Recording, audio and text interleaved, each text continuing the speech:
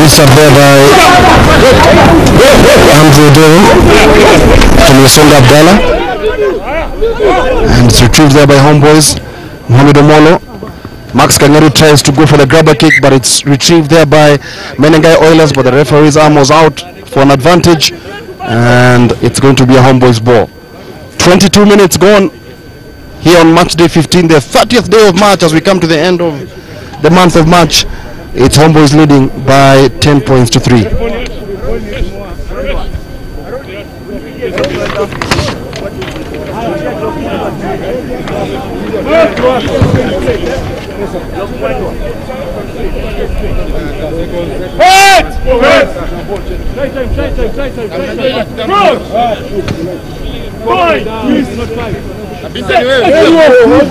And this is Mohamed Omolo with the scrum feed for Homeboys. They have extended their lead through that penalty from Evin Asena. And there he is once again setting off another attack for the DJs. Brian Ayimba with the kick downfield. Instead gifting it to Nyaundi, who's back home at fullback for the Oilers. There was a series of handling errors there. Gordon Karuga calling the first one. Advantage swings the way of the Oilers. 17 minutes to play in the first half of this double header fixture, coming to you live and free on Bamba Sport from the RFEA ground. Coming up at 4 p.m. is Impala Saracens versus Mean Machine. There will be other matches taking place around the country. KCB up against Kenya Harlequin in Ruaraka. Kabras Sugar hosting the Strathmore in Kakamega. Those are just some of the matches here. Mwamba will be up against Nondis at the Jamhuri Park. It is a big weekend in the Kenya Cup. Yeah, big weekend with the matters, playoffs and relegation all to be decided. Probably we'll know the fate of other teams come 6 p.m. And bottom three all looking like candidates for relegation. And of course, the battle for the playoff spots between Mwamba, Nakuru, Impala, all heating up. Good scrum from Homeboys, but the Oilers are able to retrieve it. What can they do here? And that ball was dropped there by Esberi Kuarire, who dropped that ball. And it's Homeboys asking questions more. Steve Otieno, much more prominent this time round. He's been actually a peripheral figure in the Homeboys matches this season. Helped to his feet there by Leonard Mugaisi. Stop-start game here. It's been quite frenetic. Moments of brilliance from both sides, but the fluence in the play has not been the very best. And that just shows you why they are not in the top 6. And remember, as you mentioned earlier, not being in the top 6 this season after a standout season in 2017. Remember, William Juguna Homeboys claimed the Enterprise Cup for the first time ever, reached a second successive Kenya Cup semi-final, but they're nowhere in contention when it comes to 15s rugby in 2018-2019. Yeah, absolutely. It's been a disappointment for Homeboys as they get the penalty there from referee Gordon Karuga, and Mohamed Omolo just pointing to the sticks here. Season that has followed so much for the DJs clearly unraveled, especially from the start of the new year. And it's been a torrid second half of the season for the DJs. Well, obviously their end game has changed right now. We'll be looking to close the Kenya Cup season on a high, get a number of feel-good wins, obviously go into the off-season and do a post-mortem of what didn't work during this season. Obviously looking to use the 7th Circuit as a platform to get them into that mood to campaign for next season's Kenya Cup, as Evin Asena lines himself up for another stab at goal from the penalty.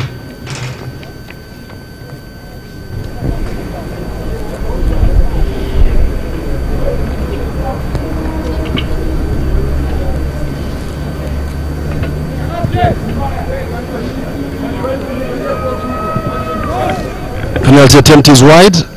It had the power and the distance, but just lacked accuracy. So it will be a 22-meter dropout for the DJs, for the Oilers, I beg your pardon, with 13 and a half minutes to go to the end of the first half.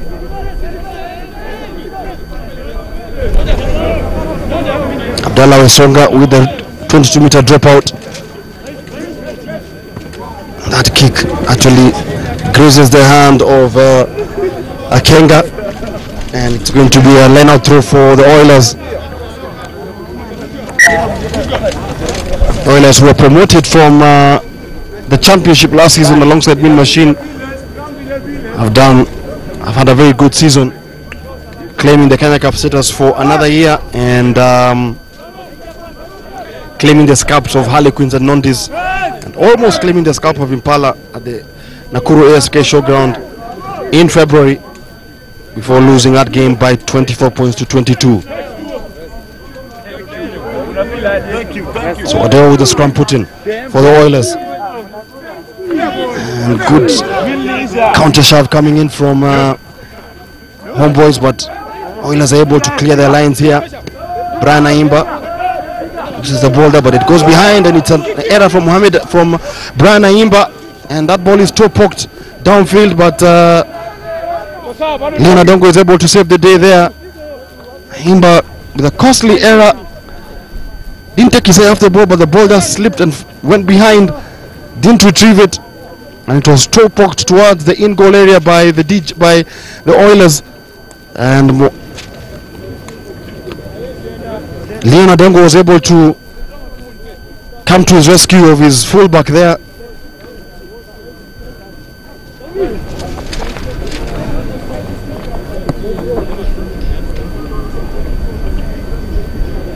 It's going to be a scrum put in here for the Oilers. Can they narrow that deficit here? It's a good scrum. Need to get their tight five working very well on this scrum here.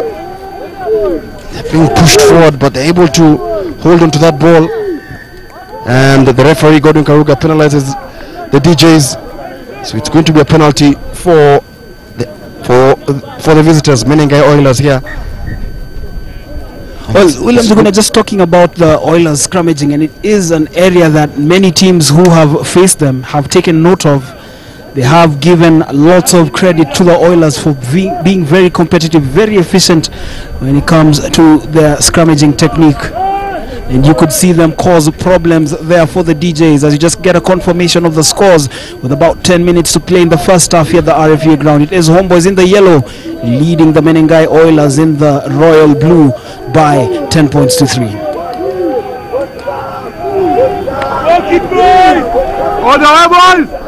This is another big scrum coming through from the Oilers. Andrew Odero is at the base of that.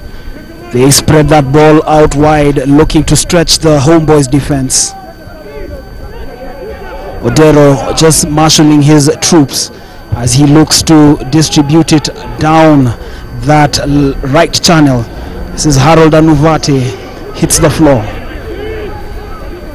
It's all Oilers here. They're trying to muscle their way past this solid Homeboys defense. Credit to them, they've held on to that ball. As I said, the longer you hold on to that ball, you're able to stretch opposition defenses. Also, they really have to be clinical and take their chances here. Are they going to go through route one? Are they going to look for mismatches out wide, or are they going to grind this? Bruce Shimi there just trying to work this. Harold Antuvate now tries to muscle his way. It's all Oilers here. They need to really make this count here in this passage of play. It's a cut-out pass, but not the best of passes. This is Nyaundi, claims that ball, side foots the entire Homeboys defense. He has a man in support, that is Shikutwa, the 19-year-old. Odero, and then that handling error from Uluai just kills the momentum that was being built by the Oilers. Yeah, probably the momentum which they had created from that good step here from the fullback Dan Nyaundi. He was able to get a good pass there to Austin Sikua, but handling error really curtailed the movement there. So it's going to be advantage to the DJs, who still lead here by 10 points to 3. Early days yet. To have another 40 minutes of the second half to play. Both teams really giving it a good go in these scorching conditions here at the RFA ground.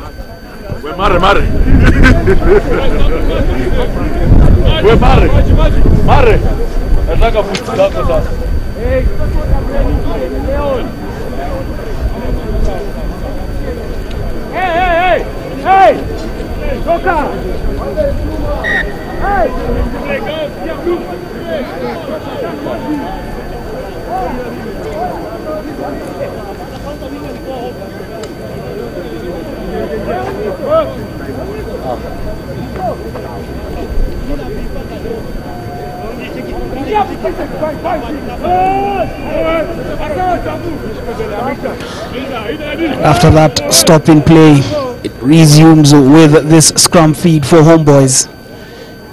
7 minutes remain in the first half here. There's Homeboys leading the Oilers by 10 points to 3. Homeboys points have come off a try from Leon Adongo. Evin Asena adding a penalty and conversion. Steve Security Otieno breaks from the base of the scrum. Plays it out wide. Eventually, Leonard Mugaisi is in possession but is marshaled out into touch.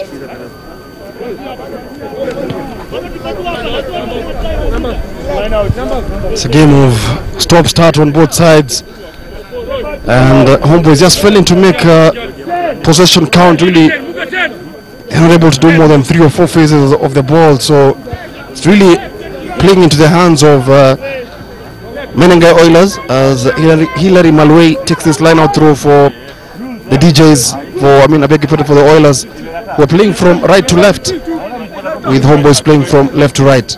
Can they secure the line out? And it's actually secured by Homeboys. What can they do here? Stanley Sogo goes into contact, presents the ball to Mohamed Omolo. Omolo finds Asena. Asena finds Aimba. Aimba finds Max Kangeri. Kangeri is able to offload now to Leon Adongo. So Leon Adongo now, who does he have in support? And there's actually an obstruction there between Michael Wanjala and I think Mohamed Omolo, and an opportunity has just gone begging there for the DJs. They had 3 men there in attack: Leon Adongo, Michael Wanjala and Mohamed Omolo, and there was a collision there as they were about to extend those passes, and an opportunity has just gone begging for the DJs. Yes, although you feel Leon Adongo did not back himself up, we just see him get into 5th, 6th gear, and then he had the option of going into contact or shimming and side footing his defender, but that pass from him was rather an afterthought. Obviously the delivery not the best.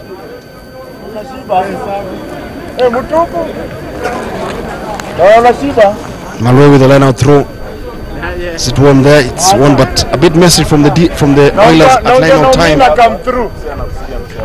is Dan Onyango carries that ball forward for the Oilers. Odero looking for his support. He gets it in the form of Ozaziz. Eventually the ball is on the floor, but it is still the Oilers in possession.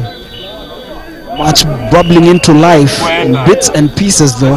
Good brilliant reverse pass there. Harold Anduvate is in space. Does he have men in support? Plays it out wide to Shikutwa. Shikutwa is racing clear to score under the post. 10-8 with the conversion to come. That was a well-worked try from the Oilers. Well-worked try there from the Oilers, and it's all started with that nippy run there from Harold Anduvate. Galloped almost 20-30 meters, offloaded the ball to the man in jersey number 13 for the Oilers, Austin Sikoa, and that should have really put a smile on the face of the chairman, Simpson Osiemo and Gibson Weru. Good run there from Harold Anduvate. As they all say, flankers should be able to provide good support, and Arnold Sikoa blasting his way there, crashing over the line, and that takes the score now to 10-8 with the conversion kick to come by Abdallah Wesonga. Kick is good, and we are tied at 10 apiece here at the RFA ground. Moments of magic there. All started with this man, Crispin Shitundo, who fed the ball to Harold Anduvate, and Anduvate just ran a very good line, and Austin Chitundo did everything else right, crashing over the line. And no, William Juguna, with that response, I take back my words from earlier on in the match when I said that the Oilers' heads were not in it. They have certainly awoken and given Homeboys a fair contest thus far, obviously making us look forward to the remaining 3 minutes of this half as well as the entire second half. Good play there from Menengai Oilers. Very slow starters, but now they have come to the party, and it's now 10 apiece between these two sides with 2.5 minutes to the end of the first half.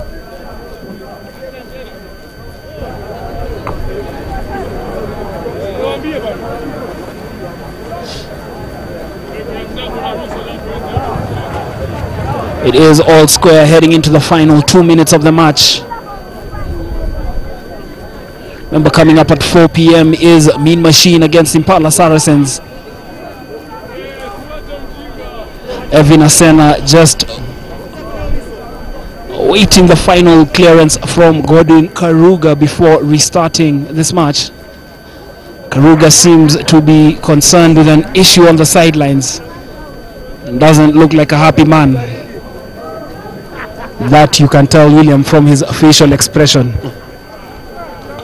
Doesn't look too happy. I don't know if there's a substitution going on. As we come to the end of this very frenetic first half here at the RFU ground, one try each, conversion and a penalty on both sides. Who will finish the first half stronger between Homeboys and Menengai Oilers? Remember, both sides stayed on 27 points, but already out of the playoff contention. But it's been a super season for Menengai Oilers. Just wondering what is going. Is there substitution going on? Well, actually, we have been told the reason for the delay is that there is a fan in the crowd blowing a whistle, obviously distracting the referee, Godwin Karuga. There cannot be two whistles. Absolutely, yes, there can be two whistles. And assistant referee Alfred Okwemba looks as though he has been tasked with the investigative duties, just ensuring that there is only one whistle, and that whistle that is being sounded is in the mouth and the hands of Godwin Karuga.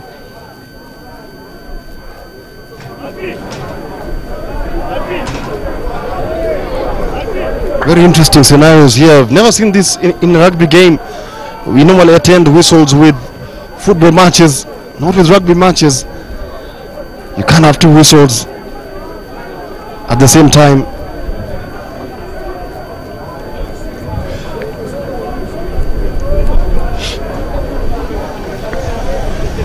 And I think after the intervention from Alfred Okwemba, there is only one whistle in play, and it is the whistle being used by Godwin Karuga. As Evin Asena goes for the restart here.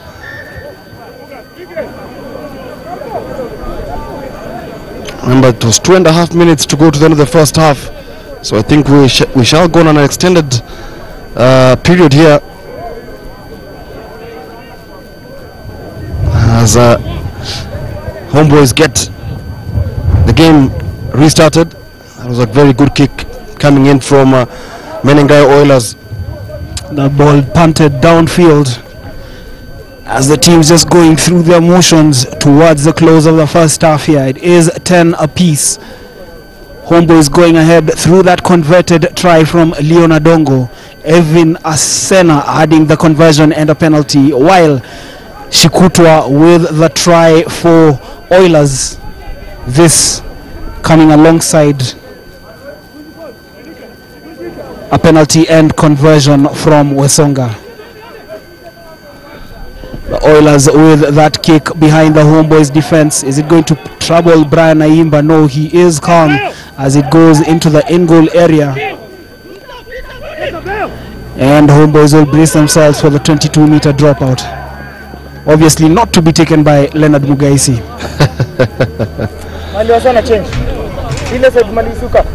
Evin Asena or Mohamed Omola, the designated kickers on this Homeboys team.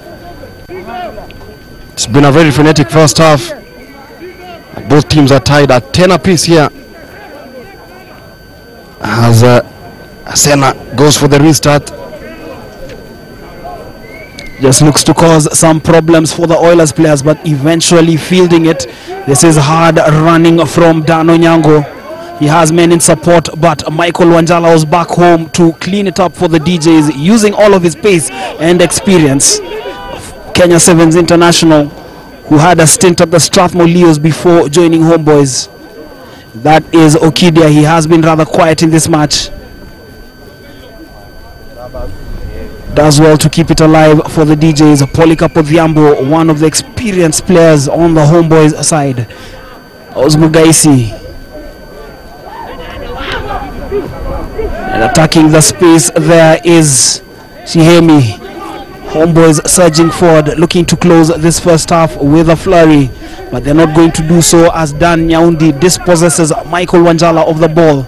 Ball has been ripped apart there from the Homeboys as they were hot on attack. It's one there now by Brian Aimba at fullback. Who does he have in support? He gives Leon Adongo. Adongo beats one man, two. He's actually taken down there. But he's able to provide good support, but good counter-attacking coming in from Menengai Oilers. Taking no prisoners there, the breakdown. You know, William Juguna, just talking about Leon Adongo, has been a loyal servant of the game. Former Kenya Sevens international, started his club rugby at Kenya Harlequin before moving to Impala, and is now winding down his playing days here at Menengai Cream Homeboys. Was a knock on there from the two teams, and it's going to be the halftime interval here. Halftime at the RFA ground. Homeboys 10, Oilers 10. That is the halftime interval. It's been a very frenetic first half. We've seen moments of brilliance from both teams. A very scrappy contest between the two teams who lie in position 8th and 9th on the log on 27 points. But at halftime, it is 10 points apiece between the DJs and the Oilers.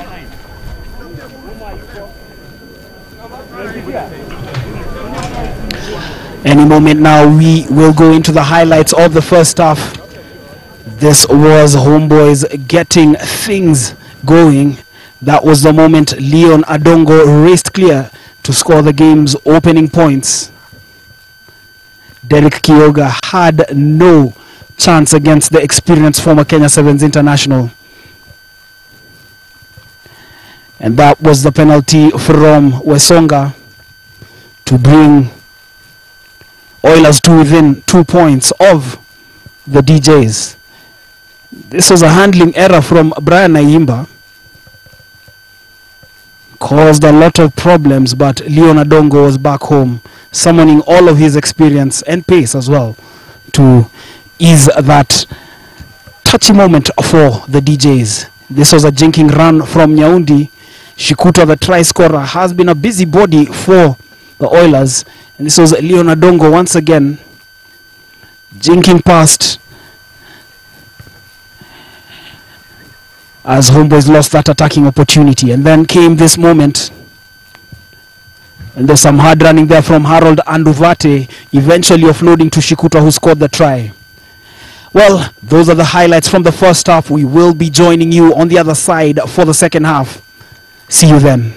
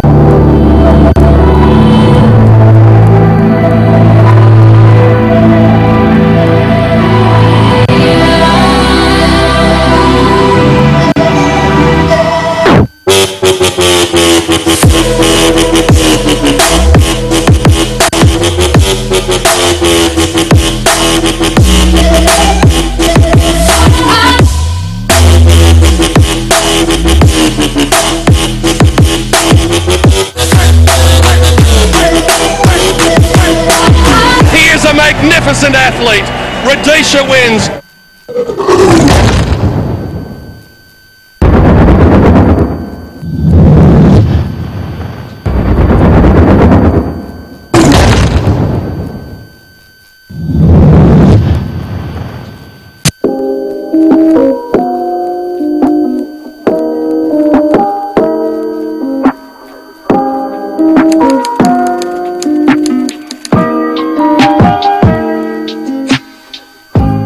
I started playing rugby a long time ago in high school, 2006.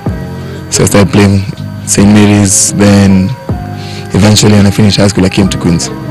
Yeah.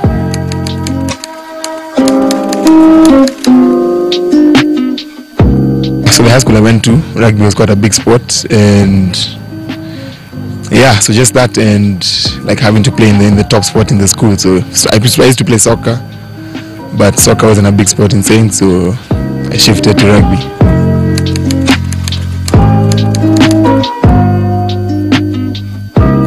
Yeah, there's a bit of influence from a couple of my uncles who played for the club, so sort of like set my path straight here to Queens.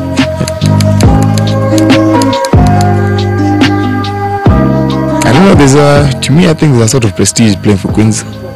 It's an old club as well, and also the influence from my uncles just like made me stick here. I haven't moved since. Yeah. Yeah, so I'm a PE teacher at Brayburn, just down the road here near Kangware. So that's basically my 8 to 5, and I come here in the afternoons, in the evening. Yeah, so my influences in rugby started like when I was much younger. So there were a couple of players I supported the Springboks. So there are a couple of players I looked up to in terms of playing. I looked up to Jacques Fourie very much, Frans Steyn. In terms of coaching, I actually don't have anyone that I'm following keenly, but hopefully I'll pick a few of those up. I've played for so many years, I have a few years left. So yeah, just leaving this club in a better place than I found it. Yeah. Coaching, definitely. I enjoy to coach. I do some coaching also on the side, and definitely that's an avenue I'd like to pursue also.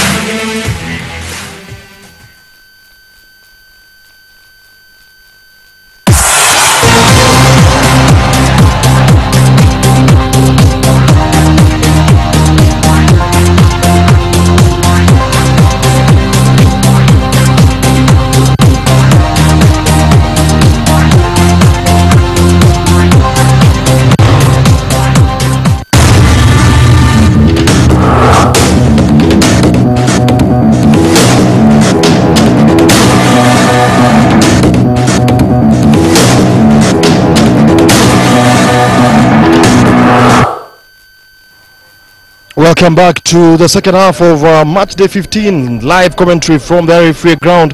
It's Homeboys FC taking on Menengai Oilers. The first half was deadlocked at 10 apiece. So can we find a winner in the second half of this game here at the Free Ground? Both teams with a try and a conversion and a penalty to show for their efforts in the first half in the scorching sunshine of Nairobi. 4 other games we played across the Republic, or is it 5 games we played across the Republic? We do have a big game going down at the Lions Den in Ruaraka between KCB and Kenya Harlequins, and then at the Jamhuri Park Showground we do have Mwamba against Nondis. Coming up at 4 p.m. it's Impala taking on Mean Machine, and both teams chasing points for various reasons. Of course Impala chasing a playoff spot as Brian Aimbo dummies his way there, goes into contact, it's another bit of ground. Mohamed Omolo retrieves the ball, finds Meshak Akenga. Omolo, Wesonga. Nondis asking questions. Omolo again, Asena finds Okidia. Good counter-attacking coming in from Menengai Oilers, but the referee has deemed it to be illegal, and it's going to be advantage to Menengai Cream Homeboys. Yeah, we're barely a minute into the second half, and Homeboys with an opportunity to retake the lead here. Remember, the teams went into the halftime interval all square at 10 apiece. But this is Evan Asena just placing the kicking tee on the ground. Should be a straightforward goal attempt.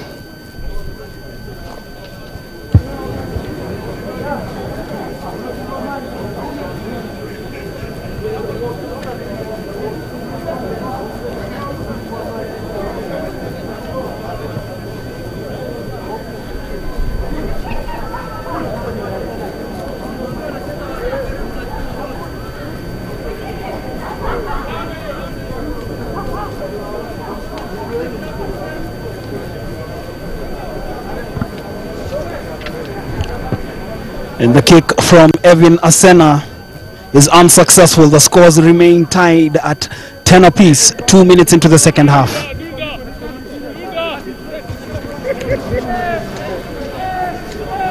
Evan Asena missing 2 kicks this afternoon. And those two kicks could come in handy for the DJs. He missed one in the first half. In your picture there, Gibson Weru, the Menengai Oilers coach. The Oilers with the restart. But it is claimed by the DJs that is Isogol plays it to Ayimba. He has been quite a busy figure for Homeboys, but that pass from the son of Kenya Sevens legend Benjamin Ayimba was wayward. He is lucky to be let off with the handling error that sees Homeboys breathe easy that particular moment in time. As Brian Ayimba today a bit shaky at fullback. He's had some moments of brilliance, but also a couple of dropped balls there. Remember, Brian Ayimba was playing for the second team, has been promoted to the first team. And as we speak, there is a change that has been made by the Oilers at halfback. This is Amos Onyinkwa coming on for Andrew Odero. And he will play out the remaining 37 minutes of this match. Mohamed Omolo with the scrum feed for Homeboys. is claimed from the base there by Steve Otieno. Not the best of deliveries, but eventually kept alive through Polycarp Odhiambo. Omolo, Asena. This is Wanjala to Mugaisi, former Kenya Sevens international. Another long-serving member of Homeboys. Started his club rugby at KCB before making the switch to Homeboys, where he has been ever since. Stanley Isogol, guilty of the handling error. Possession turned over by Vincent Odwor of the Menengai Oilers. They are just going through the motions there. Shikutua, the try scorer for Oilers, driving forward once again. Onyinkwa. Onyinkwa plays it through to Rashid. He has been a busybody for Oilers. They are surging forward. Onyinkwa looks to bring his forwards into play. That was good interplay between Shitindo and Onyango. Onyinkwa once again. Ball is played out to Nyaundi. There is a man on the wing. That is Derek Keoga. He doesn't get a good grasp of that ball. He will be guilty of the handling error. Haven't seen anything so of Derek Keoga this afternoon. The first 2-3 games we had live commentary of the Menengai Oilers. He was a very prominent figure alongside Mbarire. Keoga there with the trial and beckoning coughs up the ball in possession, and it's going to be advantage to Menengai Oilers. Actually to Homeboys RFC, I beg your pardon.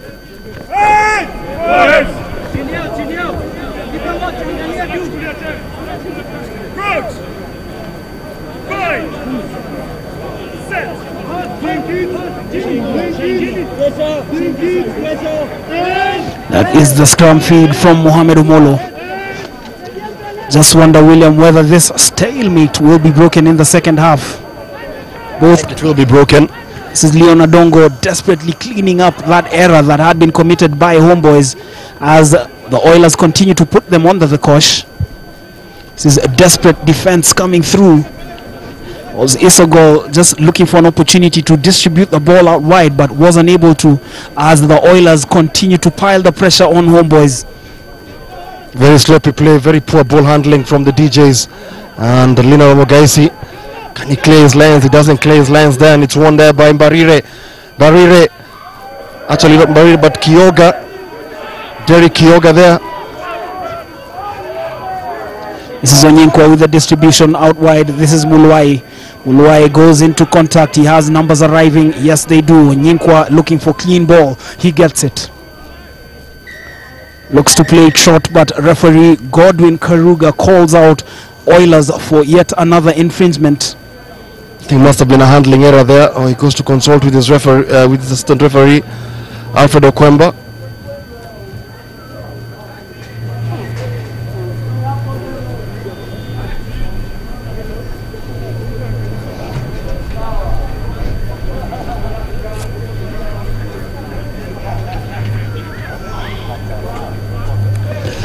And obviously Karuga just having a talking to with both sets of captains, obviously just urging them to play the game under the spirit of the game of rugby. The penalty swings the way of the Oilers, and they are going to kick for goal. We have seen Evan Asena spurn an opportunity to give Homeboys the lead, and now tasked with the kicking duties for the Oilers is Andrew Esonga.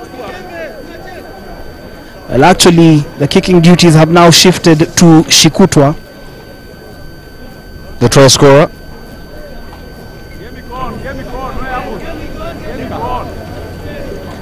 Godwin Karuga just wanted to confirm that he was making the right decision, because from me it looked like a handling error by the Oilers, but on further consultation he changed the penalty to the Oilers.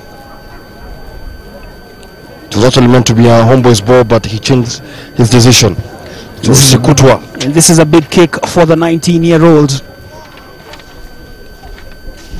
Has been one of the standout players for Gibson Weru this season, and his kick sails between the sticks. The Oilers go 13-10 up, actually leading for the first time in this match, William Juguna. Yeah, they've actually come from behind to lead this game, but we still do have over 30 minutes to go. There will be a lot of twists and turns in this game, but Menengai Oilers just taking the lead here for the very first time in this encounter, and that kick sails through between the sticks to give the visitors a 3-point lead as Evan Asena now goes for the restart. Remember, both teams tied on 27 points. Who will leave this encounter with all 4 points?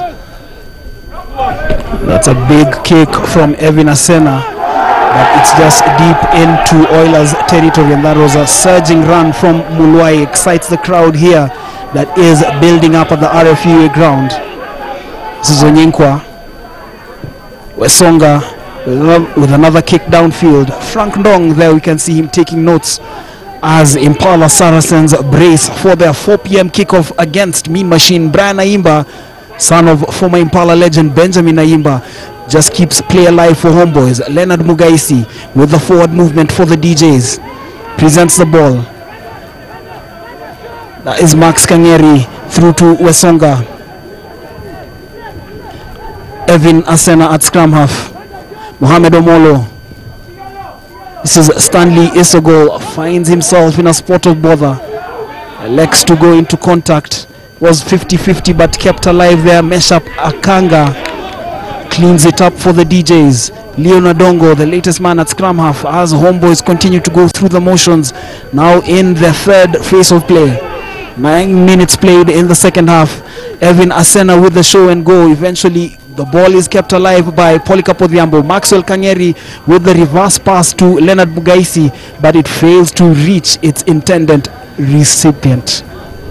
Good play coming in from Homeboys, but the execution on attack not the very best, as they tried to look for a pocket of space there on that right wing.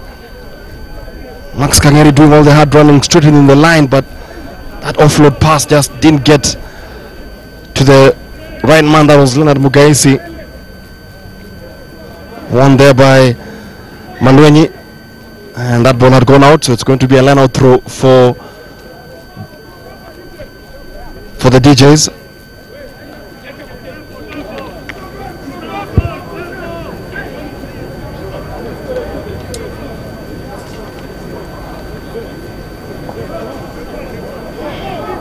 So it's going to be a scramble for the DJs here. 13-10 the score line. They're still very much in this game. The DJs still a long way to go. 30 minutes. A lot can happen in 30 minutes in a game of 15s rugby. Omolo with a scrum put in. Steve Otieno had a very good first half. Now Omolo finds Leonard Mugaisi, and Mugaisi just runs into a brick wall of Oilers defenders. Omolo gets the ball again. Shihemi Okidia. Pass wasn't the best of passes, and it's grabbed there by the try scorer Sikutwa. Sikutwa now is able to present the ball now to Onyikwa. Onyikwa now finds Malwenyi. Malwenyi now finds Vincent Oduor. Oilers are sniffing blood here. Manager number 4 is Crispin Shitundo. This is Amos Onyinkwa with the distribution out wide. Rashid spills that ball and just kills the momentum that was being built by the Oilers. And a missed opportunity there for the Oilers just to get a second 5-pointer in this game. They were really building very well with that momentum that snaffled that intercept pass. But once again the execution hampering both teams in attack.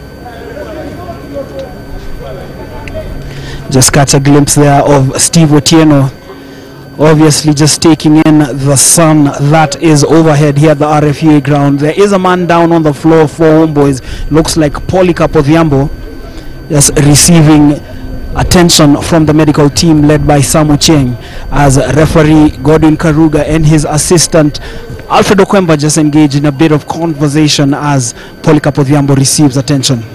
Just remind you of the other fixtures being played from 4 p.m. on this match day 15 of the 2018-2019 Kenya Cup season. We do have Cabras hosting Strathmore Leos at the Kakamega Showground in Kakamega.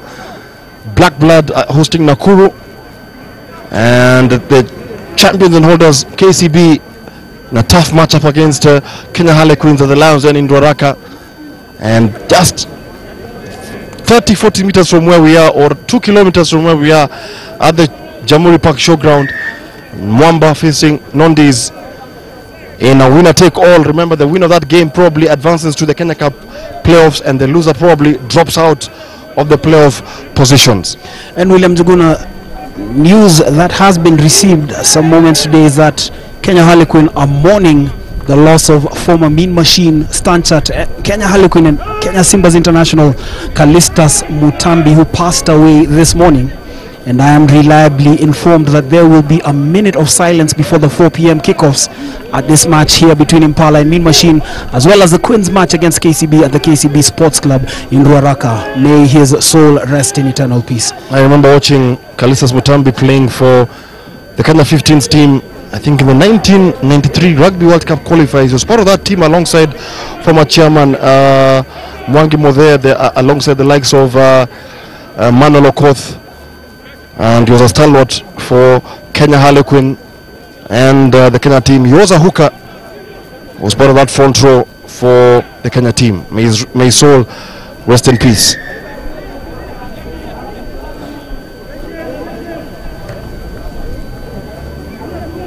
Homeboys a bit reckless with their discipline, conceding another penalty. And again, this is within kicking range. And it looks as though Shikutwa will be again tasked with the kicking duties for the Oilers.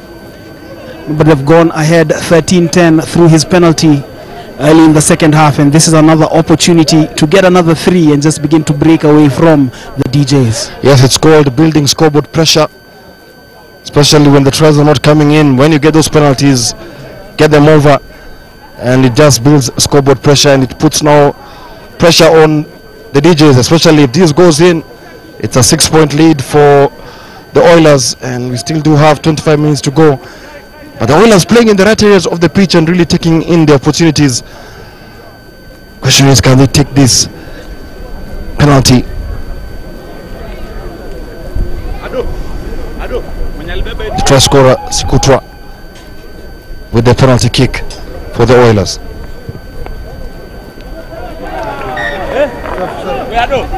Well, that kick from Shikutwa falls short. The scores remain 13-10. We still have 25 minutes to play here in the second half at the RFUA ground. Coming up at 4 p.m. Impala Saracens against Mean Machine. A lot riding on that game. Mean Machine trying to stave off relegation, and Impala trying to secure the playoff positioning. So a lot at stake in that 4 p.m. game as Evan Asena lines up the 22-meter dropout. Won there by Crispin Shitundo. Finds Rogers Audi. He goes into contact, presents the ball to Amos Onyikwa. Onyikwa now finds Vincent Odwor. Odwor goes into contact there. Brushes of 1, 2, 3 Homeboys defenders. Good play from him. That finds Audi again.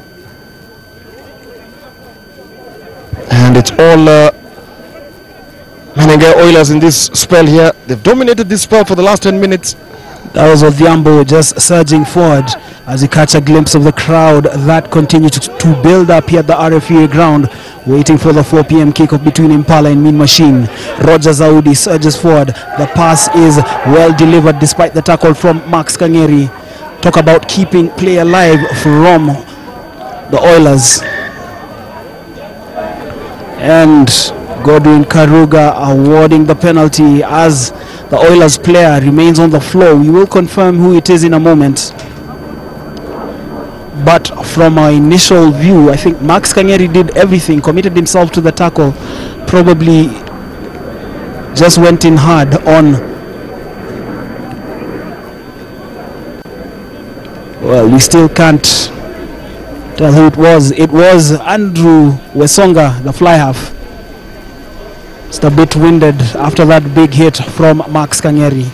Obviously just doing his defensive duties in the midfield. Absolutely, yes, yeah, just doing his defense. He had already committed himself, as you said.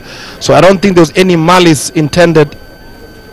And referee Godwin Karuga now has a decision to make. Whether that was a spear tackle or not, I don't think it was. I think he was lifted up and then down. Wasn't really planted on the floor. So Oilers do get the penalty.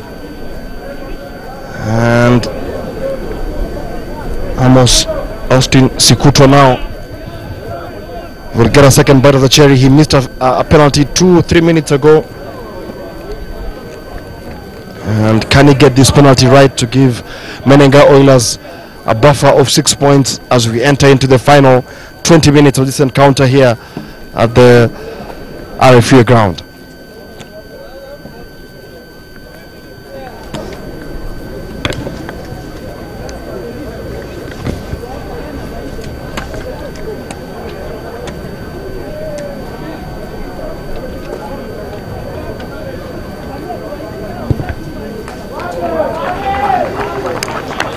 This is a better kick from Shikuto, extends the scores for Oilers. They now lead by 16 points to 10. We're heading into the final 21 minutes of the match. It has been Oilers just inching further away from the DJs as the second half proceeds. Yes, they are building scoreboard pressure, and Homeboys just haven't really showed up in the second half just yet. Couple of handling errors from them in attack, and a bit of infringements, especially on defense, really stymieing their flow, and it's not looking very good for the Homeboys. They really have to get the next score here, because on next try, if the Oilers score, it could be game over for them. They still do have 20 minutes to go in this second half. Vilasena with the restart. It is deep but claimed by the Oilers. Searching run from deep in their territory. The ball kept alive there, eventually claimed by Iman Okwako. That is a clearance downfield from Amos Onyinkwa. Big kick from the halfback. Lots of ground gained by the Oilers. Yeah, good kick there from Amos Onyinkwa, just playing in the right area of the pitch and just putting pressure on the DJs, who are yet to show up in the second half. They haven't fired a shot in the second half, and it's advantage here to the Oilers. The lineup will be to the DJs. Burshihemi now looking for his jumpers.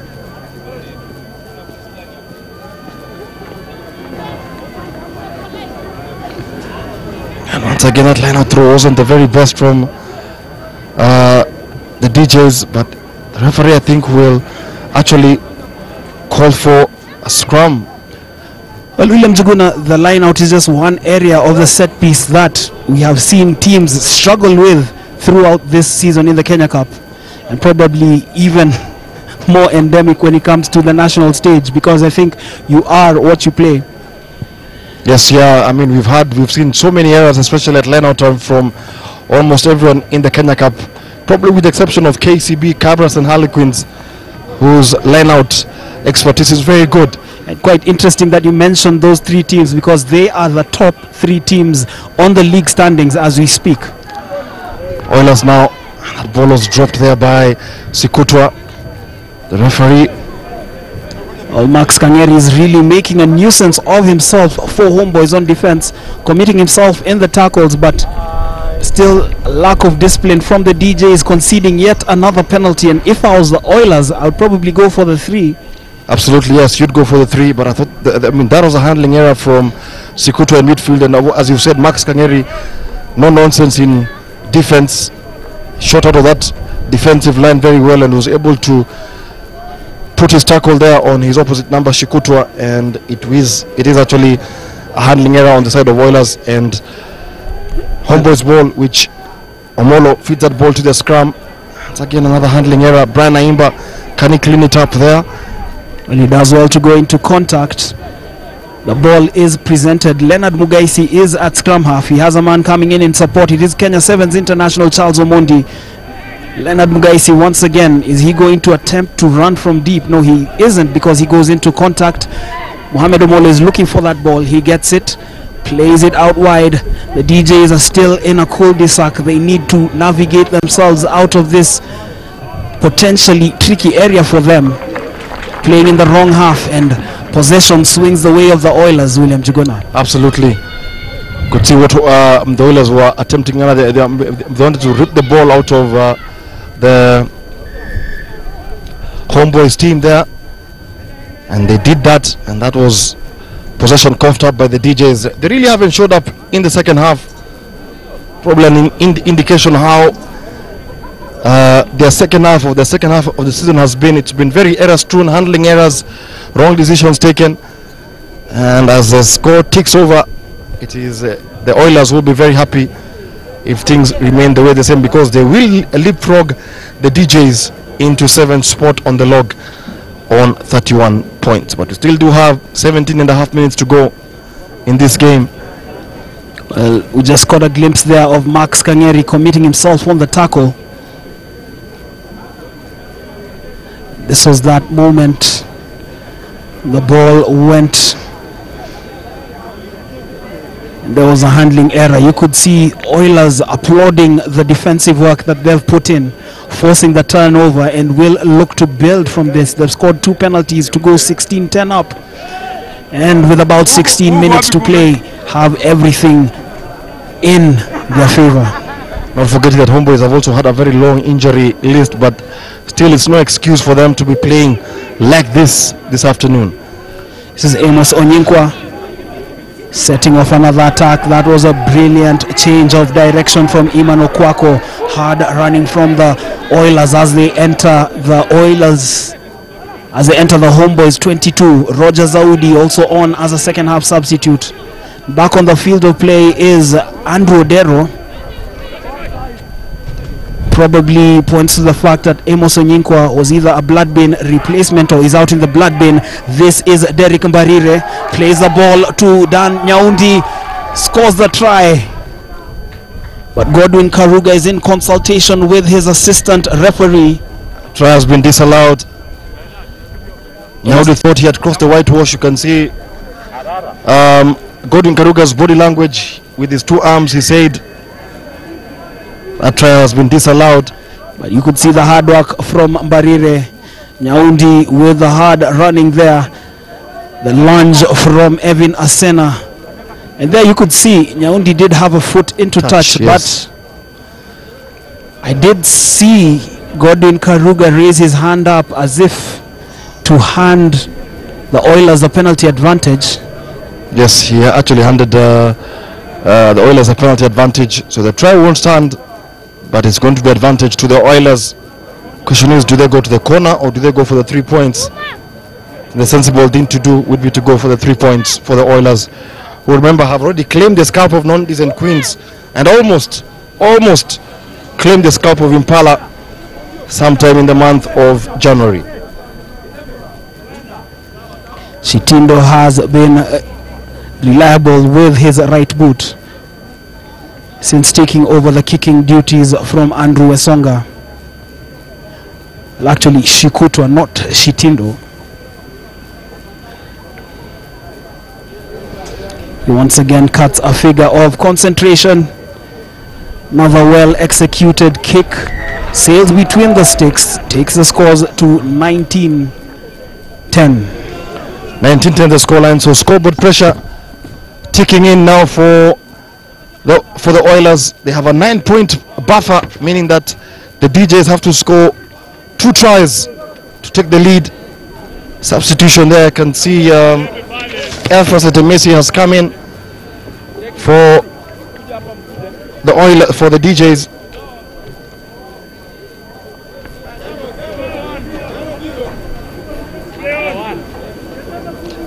As Henry Aya now takes over the restart duties from Evan Asena. Aya with the restart. Can Homeboys respond here? Mohamed Omolo has to clean that up. Finds Aya again, and Aya tries to dummy but loses his foot in there. Can he present the ball? And it's another penalty. Actually, the referee was playing advantage there. Clinton Odhiambo with that picks up the ball there from the base of that track. Here comes Vincent Odwor. Odwor carries the ball a couple of meters ahead. It's all Oilers here in this second half. They've been the better team so far. Roger Zaudi at kick, and it will be a line-out throw for the DJs. But what a good kick there from Amos Onyinkwa.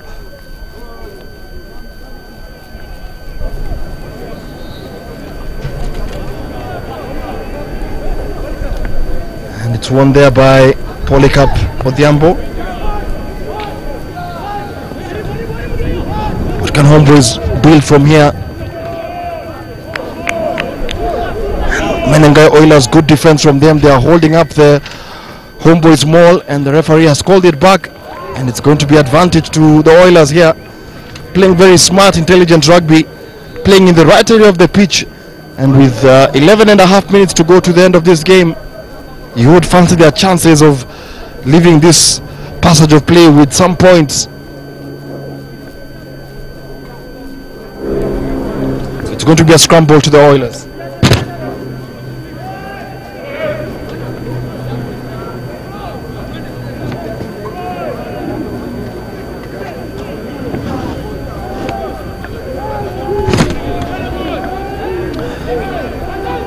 Nico with the scrum put in. Good scrum coming in from the Oilers, but also good defense. Good defensive scrum, but the referee penalizes Homeboys there for an infringement from the front row, so it's going to be another scrum ball to the Oilers. And William Njuguna, as we speak, things not going the way of Homeboys because they do have a man in the sin bin. Charles Omondi was sent to the sin bin about 3 or 4 minutes ago. That means they are playing with 14 men and obviously under pressure from a very determined Menengai Oilers.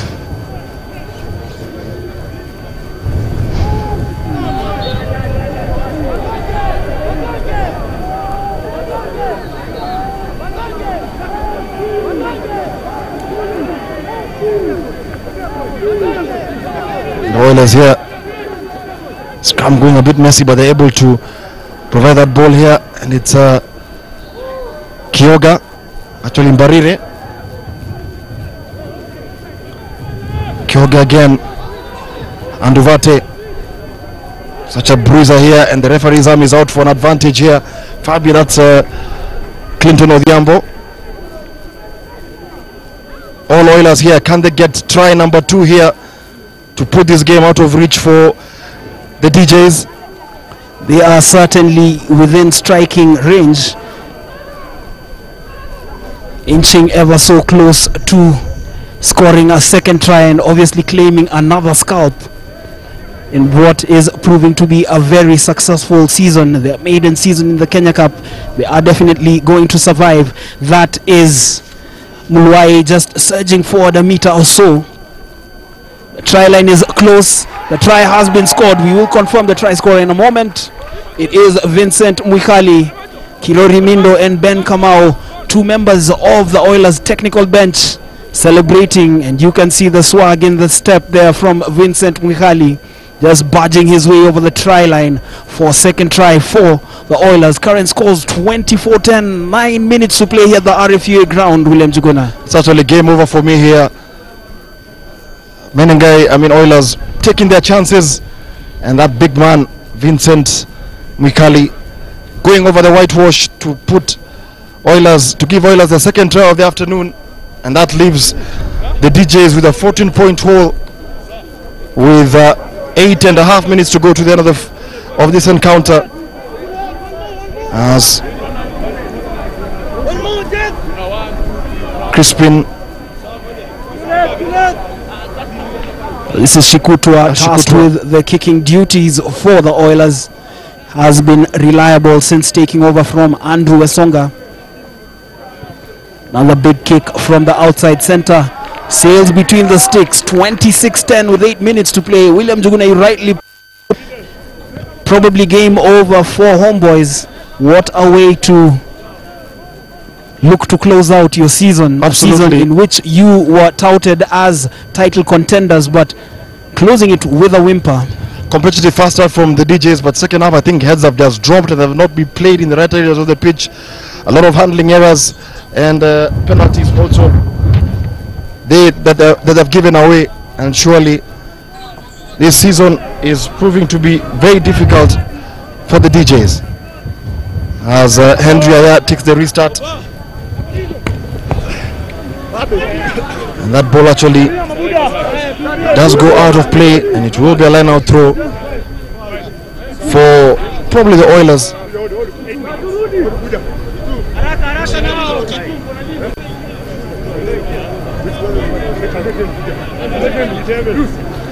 It's going to be a line out throw for the DJs, and with 6.5 minutes remaining, Oilers leading here by 26 points to 10. A converted try will put the DJs back into the mix, but as things stand, it's not looking very good for them. Good play there from Stanley Isogol. He had a man in support there but couldn't get man over. He's held up there being marked in a Nairobi street. And the referee gives him the penalty. Molo goes for the quick tap. Can he go over the whitewash? No, he's pulled back 5 meters ahead. Steve Otieno. Leonard Mugaisi acting now as scrum of Polycarp Odhiambo now trying to go over. Good counter-racking coming in from the Oilers, but the referee has deemed it to be illegal and the referee calls it back. Humido Molo just taking matters into his own hands now. He wants to go for a quick tap and the Oilers are not 10. Now what options do the Oilers have here? The DJs have. Max Kangeri, does he go over the whitewash? Yes, he does. Try number 2 for Homeboys. That try has been coming. They had the momentum from that restart, and it's 26 points to 15 with the kick to come. And with 5 minutes to go, what can the Oilers do here? What can the DJs do? Max Kangeri, for all his hard efforts today, being rewarded with that try. And Mohamed Omolo now with kicking duties for the DJs.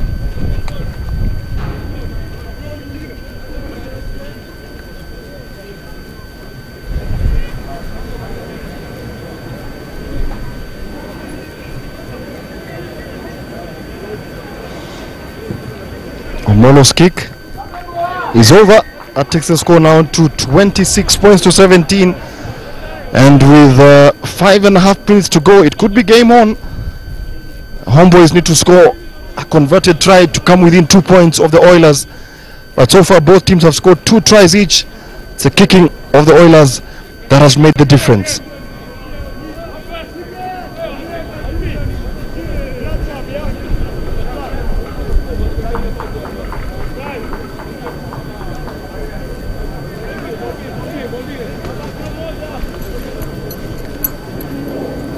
And this is the restart from the Oilers deep into Homeboys territory. The DJs will be looking for a quick counter. This is Stanley Isogol, has been one of the most consistent players for Homeboys this season. Mohamed Omolo with a darting run. We have seen him do that time and again. Michael Wanjala has a man in support. This is Evin Asena. Evin Asena interplaying there with Mike Wanjala. The DJs keep it alive, looking to close this match with a flurry, but it's not going to happen when they concede a penalty. In discipline once again at the breakdown, William Juguna. Absolutely in discipline, costing Homeboys there. Very good run coming in from Henry Aya and Michael Wanjala and Mohamed Omolo, but in discipline at the breakdown, just when they just needed that ball to be recycled very quickly, they give away a penalty, and the advantage or the momentum swinging back into the way of the Oilers, who will take their time, but that kick does not go out into touch, so Henry Aya is able to clean it. It's won there by Asena. Leon Adongo has been rather quiet in the second half, but that was a searching run from the big man. Evin Asena. Charles Omondi back on the field of play after spending 10 minutes out for his indiscretions. Everything is going the way of the Oilers in the final 3 or so minutes. You just feel Homeboys are tired, too anxious at a point when they need to keep their heads and just build up slowly and get points on the board. Absolutely, yes. Cool heads and lack of composure is what is really hampering the DJs. And just when you needed cool heads, they are not really coming to the party at the critical time of the match with 3.5 minutes to go.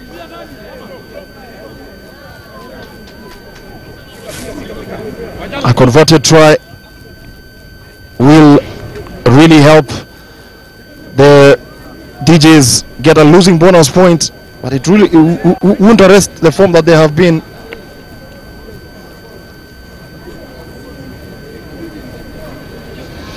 One last group huddle before heading into the final moments of play here. Oilers leading Homeboys by 26 points to 17. This will be a welcome break of play. Penalty advantage. Our picture there, Homeboys player Brian Wandera in good company, and obviously just calling someone on his phone as well. Yeah, Brian Wandera did get injured at the Las Vegas Sevens, and actually returned home with a rib injury, so he's probably on recuperation. Maybe see him later in the course of the year. It is a scrum feed for the Oilers. We're heading into the final moments of the match. Big scrum coming from the DJs, but the advantage is with the Oilers. William Juguda, talk about everything going wrong when it can go wrong. Murphy's Law coming into play here for Homeboys. Absolutely, yes. They have been penalized so many times, especially in the second half. And Amos Onyekwa just looks to look for territory and win ball for Oilers and play in the right area of the pitch, which they have done for the second half. Credit to Homeboys for putting up a sterling first half, but in the second half, I really think that they haven't shot the party. They haven't fired a shot. And advantage for the Oilers as Hilary Malway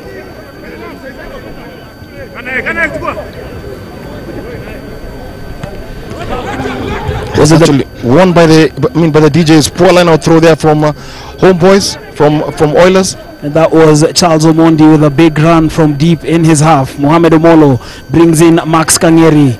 Kanyeri drags in about 2 or 3 men. This is Charles Omondi once again. Does well to deliver that ball under the tackle from the Oilers player. Stanley Isogol with the presentation there. This is Roy Wesonga, Otieno, Asena, Kangeri. Kangeri has a man out wide in Leonard Mugaisi, but there are 3 men who just cut down Leonard Mugaisi's space. He goes into contact. Ball is kept alive once again. Michael Wanjala, Charles Omondi. This is Wanjala with a step before electing to go into contact. Good counter-attacking. They're coming in from Menengai Oilers, and it's Homeboys just trying to play this game at pace and keeping the ball alive. This is Leon Adongo with the step. Shrugs off his markers. Leon Adongo, big run from the big man. Leon Adongo is racing clear to score a crucial try under the post. 26-22 with the conversion to come. Is it too little too late for Homeboys, or is there still something left in the DJ's playlist, William Juguna? Absolutely, and the conversion is successful, so it's 26-24, and we'll still have additional time to come here from the referee. And out of nothing, Homeboys are very much back into this match. Bodies falling over themselves, and Leon Adongo scores try number 2 for the DJs. Homeboys' 3rd try of the afternoon, and we still do have added time to be played by the referee here. 26-24, a game which looked gift trap for the Oilers now is almost on a knife edge, and they kick long. Question is now, composure will be needed here from the men in yellow who are playing from right to left. Can Homeboys win it at the death? Charles Omondi, veteran, having also had a stint at the Strathmore Leos, goes into touch, presents the ball to Mohamed Omolo. You know, Charles Omondi has brought in something different for the DJs since coming on, given them a lot of impetus, has broken quite a number of tackles. This is Leonard Mugaisi, looks to leave his man for dead, but the Oilers committing 3 players on that tackle. This is Asena, goes into contact there. That was Roy Wesonga, Mohamed Omolo, Max Kangeri. This is brilliant interplay from Homeboys. Steve Otieno looking to race clear. Why did he do that, William Juguna? Absolutely. He is not accustomed to passing the ball that Should have kept the ball alive. Electing for the fancy pass when the simple delivery should have just kept the ball alive, as you recommend, William Juguna. Absolutely. And that ball goes out. Game over. And Menengai Oilers have claimed an impressive win here, beating Homeboys by 26 points to 24 in a frenetic finish here we've had at the RFA ground. At one point, Oilers looked to have won this game, but they had their hearts in mouth when Leon Adongo powered his way over the line, and with the restart, Homeboys kept the ball alive, but that fancy pass by Steve Security Otieno really killing off any momentum that Homeboys were building. So the final score is Homeboys 24, Menengai Oilers 26. So Homeboys' poor run in the Kenya Cup continues for another week, and it's Menengai Oilers who will leapfrog Homeboys into 7th spot on the log on 31 points. As you can see there, just some of the highlights of the second half.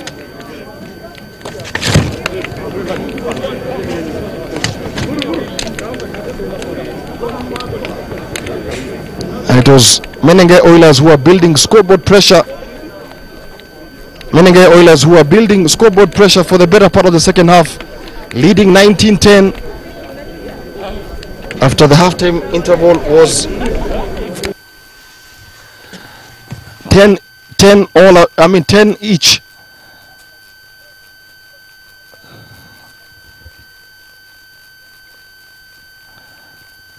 And they were able to get try number 2 there from Vincent Mwikali.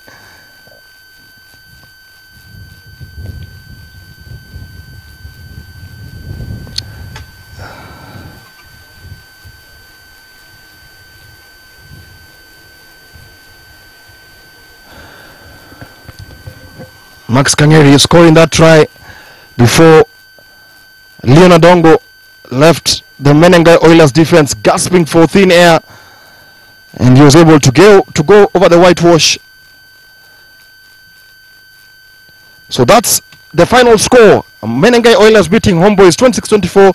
As we go to Carol Kamande with the post-match interviews with the two coaches, Gibson Weru and the Homeboys coach. All right, that was the first game of the afternoon with the Oilers taking it away from Homeboys with a close call. We have the Homeboys coach here. Let's listen to what he has to say. Coach, what happened? What went wrong in your opinion? Yeah, we made a lot of mistakes. Too many penalties that we gave away. I think the penalty count was something like 11 or 12 penalties that we gave away. And then, I mean, just missed tackles, basics, efficiency. We can't do the basics right, then... you know, you don't expect to win. Do you feel like you almost won the game at the end of it? Yeah, the guy showed a lot of character. It's something we've been working on this past week, and there's lots of positives to look at as well from an individual perspective. So yeah, all in due time. We'll rebuild. So what mainly are you taking away from this game? This was my first match with the team, so it's just for me it was an experience to get to know my players, get to know my staff, see who I'm working with. Obviously the boys also missed Coach Paul, who's away with the Sevens. We'd like to wish him good luck as well. Yeah, spend time with the boys, and that's what the aim was today. All right, thank you so much, Coach.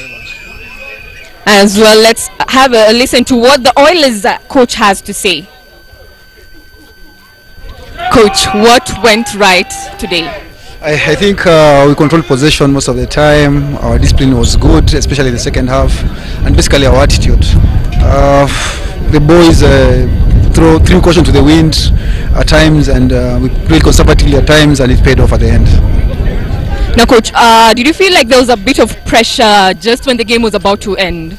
Yeah, I think we were under pressure the last 10 minutes. I think a lack of concentration, and after getting that lead, I think my boys were a bit complacent. So it's good to get the result at the end, but it was a bit nervous towards the end. What is your main pickup from this game? I think the fighting spirit, because we trailed most of the first half, and then second half we just put the hammer down, got points, and we never looked back. So it's a positive. That's a positive thing that we actually picked from this game, considering that my boys are very young and very inexperienced. So I think we have somewhere to work from moving to the next game on Saturday. Thank you so much, Coach. Now the second match of the day will be Impala versus Mean Machines. We have both coaches here who will talk to us, and let's listen to what they have to say. Coach, this is a very, very serious and crucial stage of the Kenya Cup. What are your plans for today? My plan for today is actually just to go down to basics, from basics to progression, because the structure has been working on, and it's up to the boys to trust the processes, and each player to understand what their role is. Once that is done, then it's up to them. The better team will win. If they put their best foot forward, then the game could go either way. I know Impala is a good side, but they're also wary of us. They're chasing playoff, and we want to survive relegation and get back to maintaining Kenya Cup. Yeah. Now you're both chasing for things in this game. What preparations did you particularly make this week ahead of this? Well, basically, of course, is not to forget what our strengths are and what I like to call work-ons, not weaknesses. So we've had a lot of work-ons this week, and I don't expect them to make the errors this week. They're quite charged, and I'm hoping for the best. I thank you, Coach. All the best. Thank you. Now let's pick to the other side, which is Impala. Coach, karibu sana. How are you? I'm super. Yeah. So what preparations have you made towards this game? First of all, we must retain our ball. We're a bit careless the past 2 weeks, so hopefully our ball retention is up to scratch so that we can be able to get the points. Yeah. Now this is a very important game for you because you're chasing after something. Yes. Yeah. So what preparations did you make this week just to ensure that you cross this line as you wish? One, our defense must be solid. We can't leak. As we try and get the scores, we must make sure we don't leak. We've been a bit careless this season, consider it's cheap points, and our discipline has been out of the works. So hopefully we can fix those two areas, we should be in business tonight, to this evening. I thank you so much, Coach. All the best. Thank you.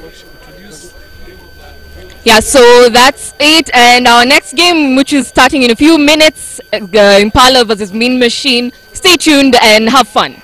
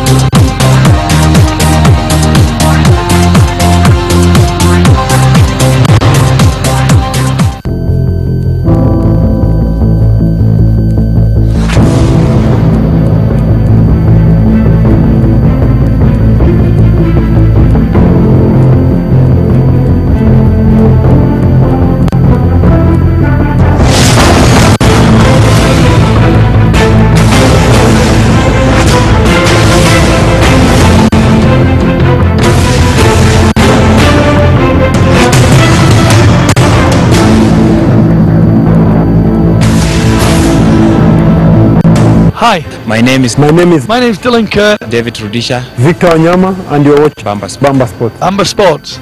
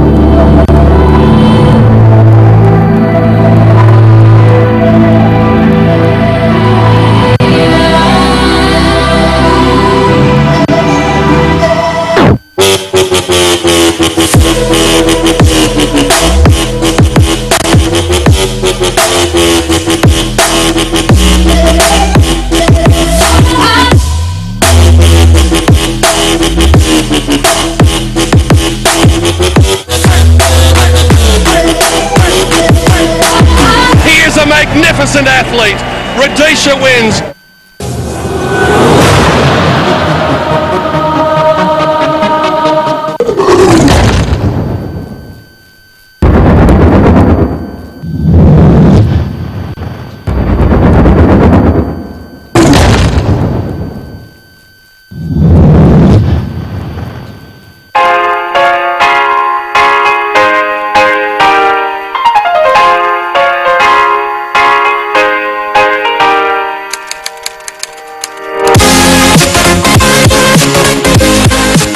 I started in 2007 back at Namiriango College in Senior 1.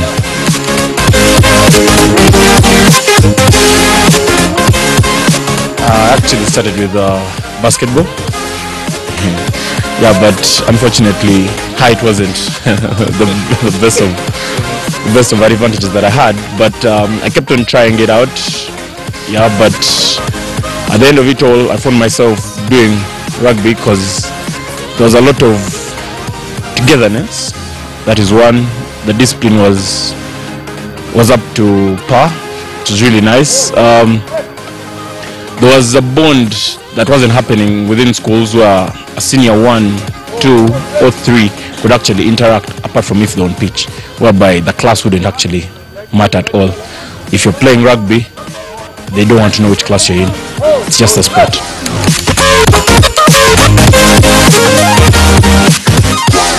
I got a connection through a friend of mine who told me that Queens could actually help in promoting and supporting me in regards to my education. I'd already done a bachelor's in marketing and I wanted to do a master's. So to me it was a plus for me. And due to the fact that Queens had already done so for a colleague of mine, Musaja, he also encouraged me, because I talked to him and he told me, yeah, that would actually happen. Because you'd actually be playing the sport you love as well as studying, so it is a plus. And to me, studying in Kenya, that is a double bonus for me, because the experience I'll be getting from Kenya would actually be top notch compared to the years I've actually studied in Uganda. I'm not saying Uganda is bad, but yeah, as in there's a change in environment, so you actually get the dynamics. I found togetherness that I haven't basically found in most clubs. This is my first time playing in Kenya, yeah, so the experience I'm actually getting is slightly more than I would have actually expected. In Kampala we have teams, that is true. The bonding is there. It is slightly minimal. There is no denying about that. But what I've noticed, if I'm to talk of Queens, is we have family. You get the gents that used to play back in some years back, yeah, giving you advice on how things have to be done. You have those who are actually playing with you right now. The competition is good because they actually encourage it.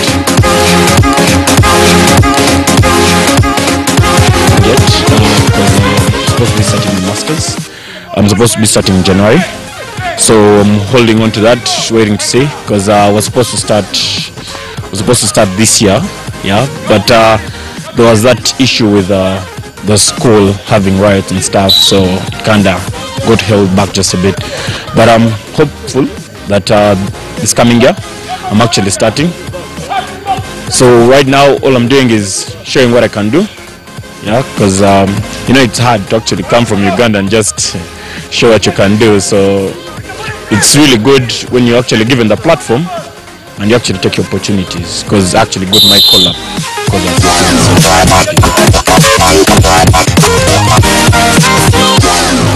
for me, international, if I'm to look at sevens, Dan Norton stands out for me. Yeah, he's one who is one of edge, still quick, one who's really good with his feet. Yeah, I'm just happy with how he plays. I don't look up to him that much, but he is a player that I look up to because he's one person who makes me feel like I need to be a better winger. Yeah. If it's 15s, I kind of look at to Naholo. Naholo, for someone who is a beast in every kind of way, he's a guy who has actually stepped up to something that shows you something different compared to what you actually expect. Yeah. Local, it's going to be funny though. I've actually looked up to Oje, Jacob Oje.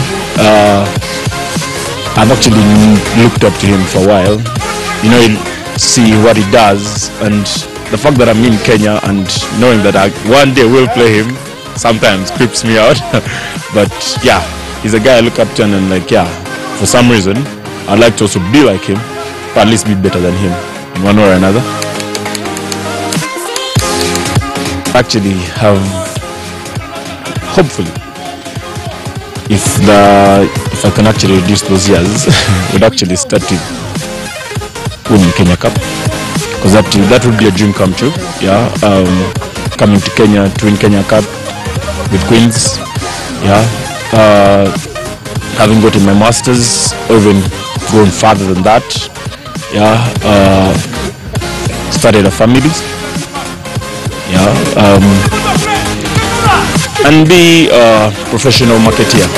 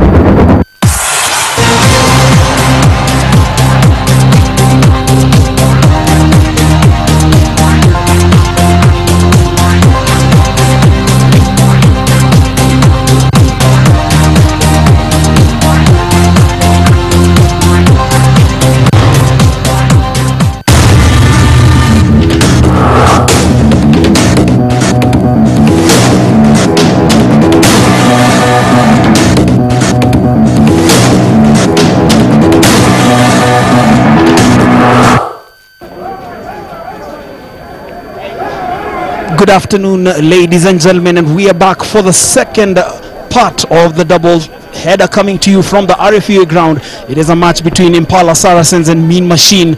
Impala Saracens chasing a playoff spot, Mean Machine fighting for their lives in the Kenya Cup. Three-time Kenya Cup champions they are. Mean Machine back after a stint in the championship, but looking to be heading way back down as you just see the teams making their way out of the tunnel.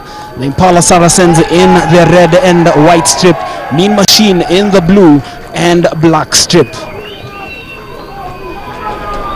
As the teams make their way onto the pitch, we did see the earlier kickoff between Menengai Cream Homeboys and Menengai Oilers, and in a 2-point win for the Oilers, claiming that result despite a late rally from Homeboys, claiming that result by 26 points to 24. And what we can see right there is the two sets of players lining up on the field of play. there will be a minute of silence in the memory of former Mean Machine, Stanchart, Kenya Harlequin and Kenya Simbas International Callistus Mutambi, who passed away this morning. May his soul rest in eternal peace as we go into the minute of silence.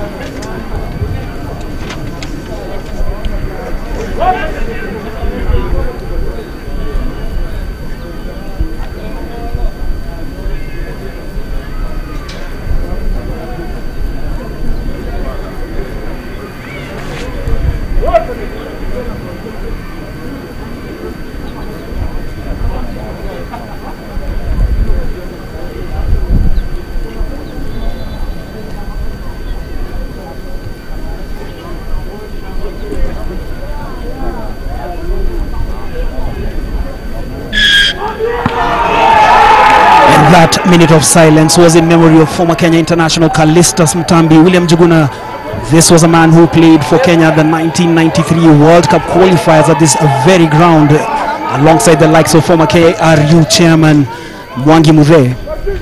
Yeah, and the likes of also probably, if I'm not wrong, Paulo Simbo, a lot of Martin Muturia, and this is the Impala lineup for today's game. Edgar Obino, Collins Chogo, Kevin Drono, Davis Makori, Shem Joseph, Tyson Okoth, Elkins Musone, Joel Omer, and at halfback we have Samson Onsomo, at fly half Xavier Bet, Bill Omondi, on the wing Paul Mutsami, Anthony Nyandigisi, Bradley Ochieng, Anthony Odhiambo, and on the subs bench Daniel Ndome, Steve Juma, Edwin Gatungo, Steve Shama, Bernard Rotich, Ismail Mukaya, Derek Mayar, and Sol Chivumbi. And on the machine side, Ian Wando, Alex Muganda, Paul Kirapa, Brian Koina, Bobon Chonga, Henry Rabach, Trevor Sina, Dominic Mugendi, Marvin Karungi at halfback, Bruce Odhiambo at fly half, Charles Kinyanjui, Morris Murimi, Festus Hiasi, Victor Shavia, and Valentin Odoyo. On the subs bench, Adam Mugo, Ben Mwangi, James Oluoch, Aaron Otieno, Conal Omondi, Evans Wenda, Alfred Roge, and Eric Mudama. The coach is Ramsud Matekwa, and on the Impala side we do have Frank Dong as the head coach. So kickoff time approaching with a lot at stake in this encounter. Remember, when these two teams met in December, Impala narrowly won that game by 22 points to 19 with a penalty kick by Quinto Ongo delivering the 4 points. And remember, Impala chasing a playoff spot, Mean Machine chasing the points to avoid relegation. Mean Machine bottom with 11 points, but finding a fortuitous win last week, beating Black Blood in the University Derby 25 points to 3. They got a bonus point while Impala beat Strathmore Leos 39 points to 18. So Xavier Bet with the restart, with the kickoff, and straight out, and advantage swinging to Mean Machine. Mean Machine in the blue and black, playing from right to left.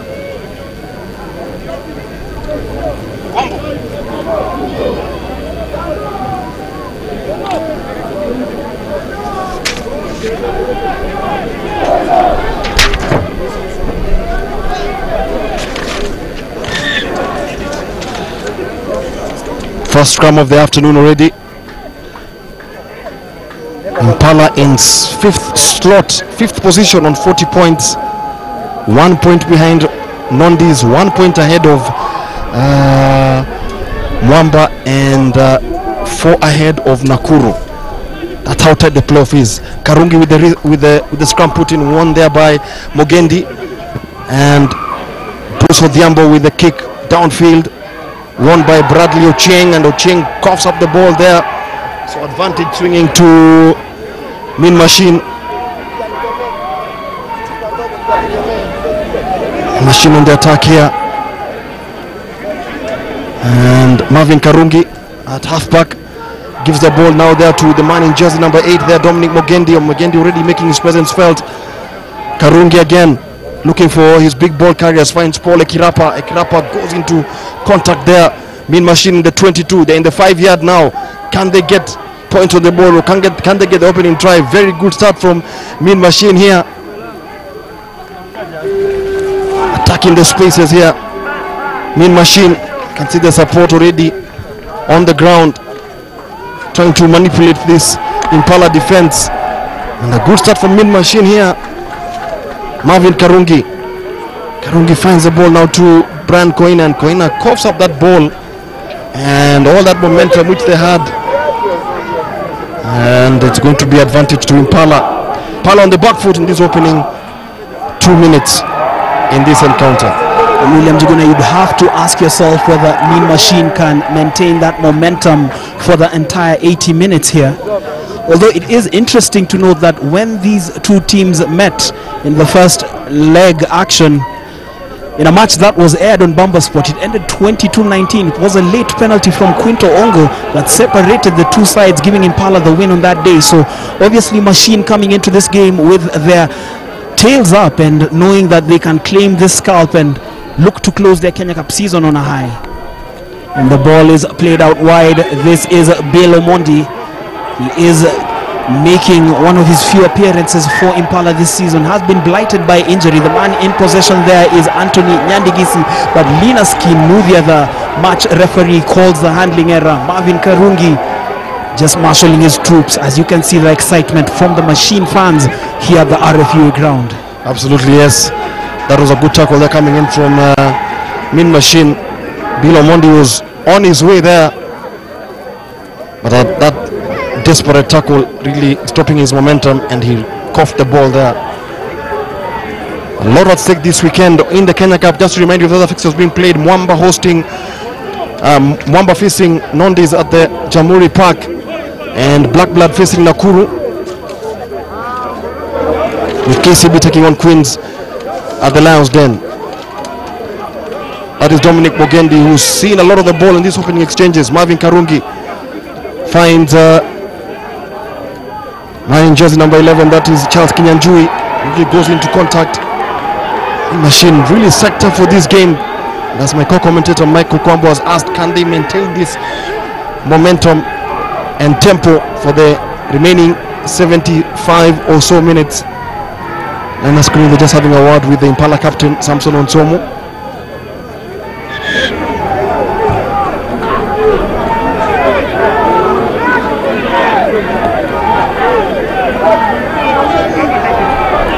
And Trevor Sina, that kick for possession. And that's a big kick from the penalty for Mean Machine. They are certainly asking questions of Impala early on. But William Jugura, as we have seen time and again this season, Impala have been notoriously slow starters, grinding out results. And the question is, can they grind out 2 more results, starting with this one and next weekend in Kakamega, as they continue with a quest for a place in the playoffs?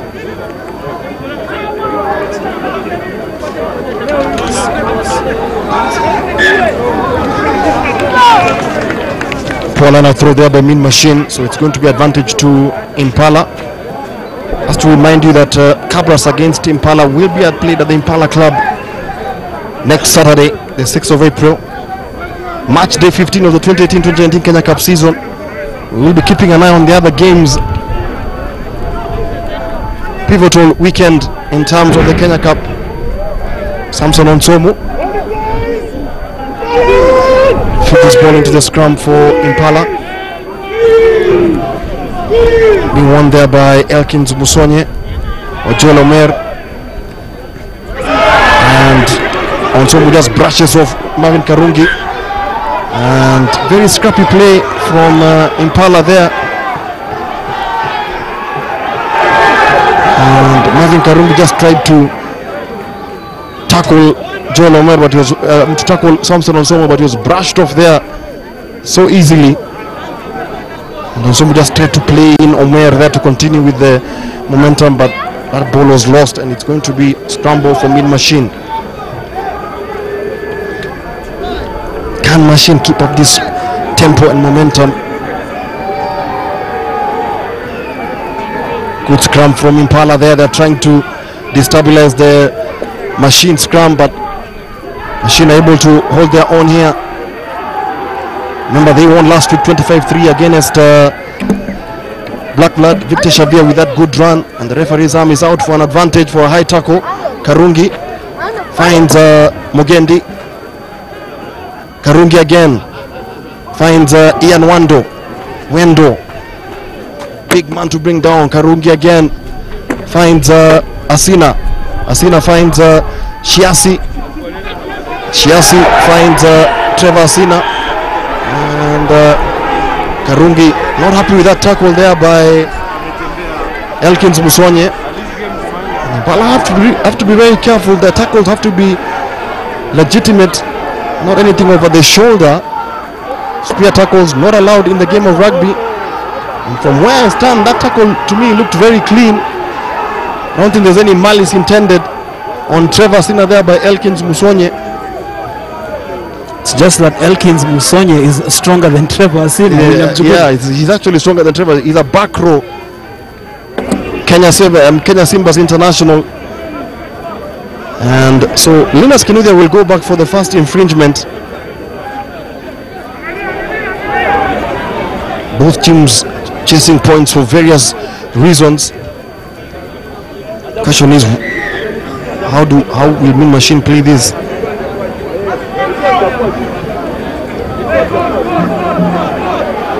Can they play with this tempo for the remaining 65-70 minutes or so? And they get a penalty. They've opted to go for the penalty.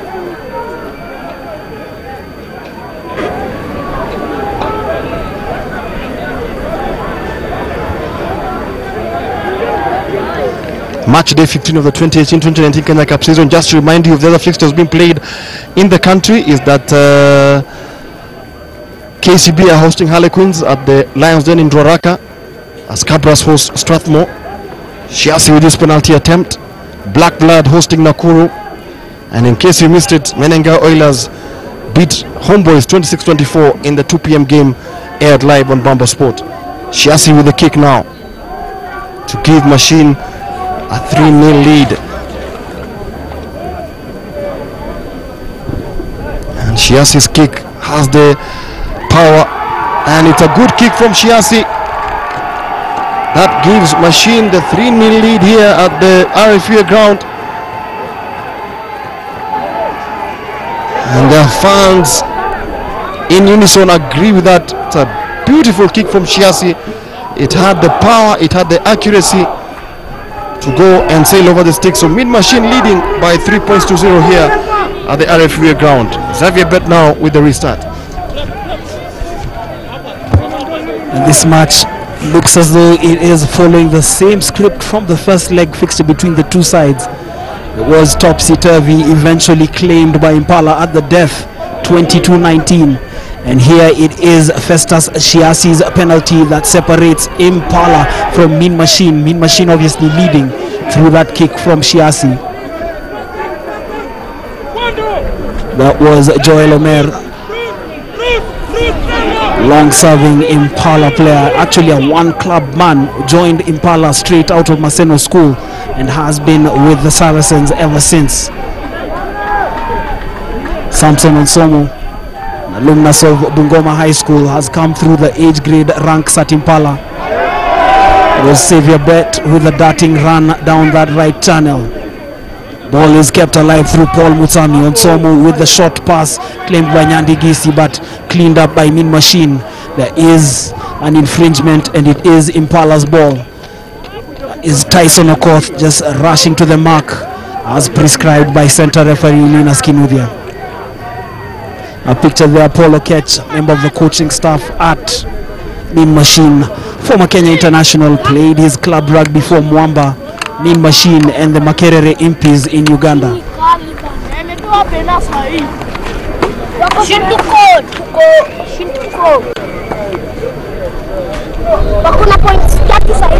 Impala looking to eat into Machine's territory. They've got a line out through deep in the Machine 22.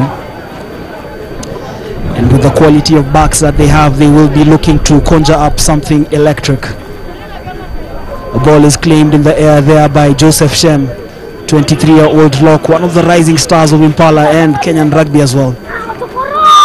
Hasn't been that consistent this season with his appearances for Impala, but definitely a diamond in the rough as the Saris look to walk this one home. Just mauling and surging forward. Daniel Ndome gets his shoulder in. They're going to ground this ball. Linus Kinuthia awards the try. We will confirm the try scorer in a moment. And Impala strike back. And it is Kelvin Kimutai, try scorer. Kelvin Kimutai with that try.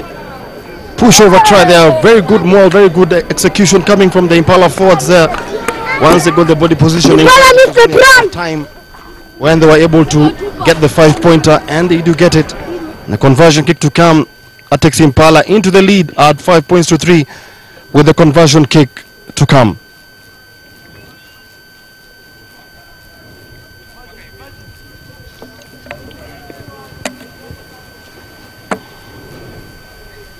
"12 minutes gone here on match day 15, this last Saturday of the month of March, as we enter into a new month from Monday, the month of April. And it's Xavier Bet, Kenya under-20 skipper, former Kenya under-20 skipper, with the conversion kick to come.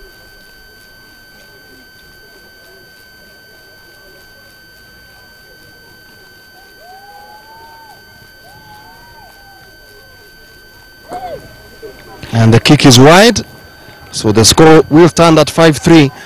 And we do have a game on our hands here. Mean Machine won't be any slouches in this encounter here at the RFA ground. Consider try scored by Kelvin Rono from that line out, and good execution in the as Impala lead by 5 points to 3. The restart now from Mean Machine, playing from left to right, and Impala playing from right to left.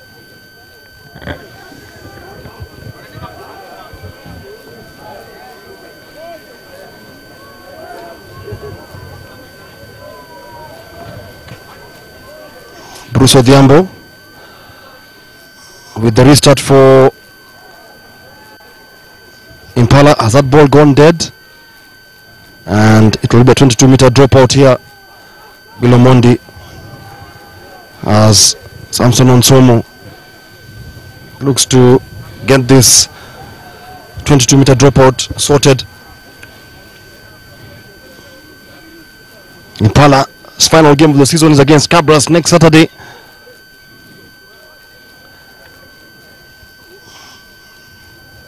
Xavier Bet now lines up the restart for the Saris, who remember last year have lost the last two Kenya Cup semi-finals to KCB, and they will be attempting to go one place better. Won there by Trevor Asina. Asina finds Mogendi, who has seen a lot of the ball in this first half.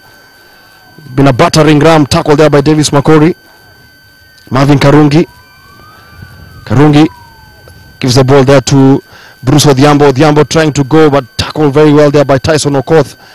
Pala trying to get the counterattack moving as Trevor Sina goes for the up and under. Once again the ball is with Mean Machine. Has the referee called for anything? No, he hasn't. Not a very good kick there from Mean Machine. It was a high kick there. In a picture there, Frank Ndong, assisted by the Impala's Director of Rugby, Fred Laws, former Kenya Simbas International, and former Development Officer of the Kenya Rugby Union. Actually also Frank Ndong, former Kenya Simbas International as well. Started his club rugby at Kisumu RFC before making the switch to Impala RFC in 1999. 20 years at the club as a player and coach. Talk about loyalty, talk about commitment to the game. And longevity also to the game. As the ball is claimed by Mean Machine, certainly still looking to give Impala a fair contest. Marvin Karungi claims that ball. It is eventually in the hands of Alex Muganda. Goes into contact. Numbers are arriving for Mean Machine. Muganda finds the floor, but Linus Kinuthia has called for the handling error advantage swings the way of Impala. Good work done there. The breakdown by Elkins Musonya. You could see the way he was actually lying on the ground. He was facing his side, which was legitimate, but he was able to slow down that ball, and advantage to Impala. Scores 5-3. Just to remind you of the other fixtures being played. Nakuru hosting Blackblood hosting Nakuru. KCB taking on Harlequins. Cabras taking on Strathmore. And as we speak, latest score from the KCB Sports Club in Ruaraka. It is KCB leading Queens by 7 points to 0 through a try from Kenya Simba's captain Davis Chenge.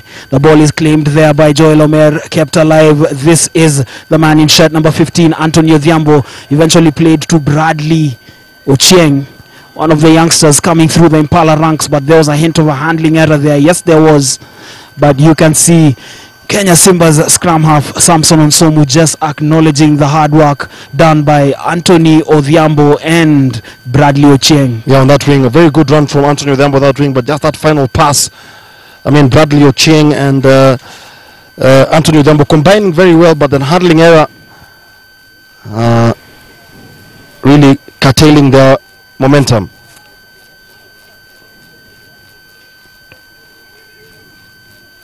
Karungi with a box kick, won there by Paul Mutsami, who's played a variety of positions this season for Impala. Ball has been ripped off there, but he's able to hold on to it, and actually it's now with Mean Machine able to rip that ball from Impala, and it's going to be a Mean Machine ball.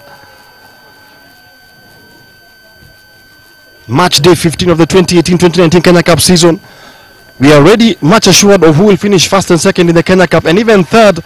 The question is who will finish fourth, fifth and sixth and claim those three crucial playoff positions. It's a real dogfight between Nondi's, Mwamba, Impala and Nakuru. And as I say, mtu moja ataumia hapo, hatujui ni nani.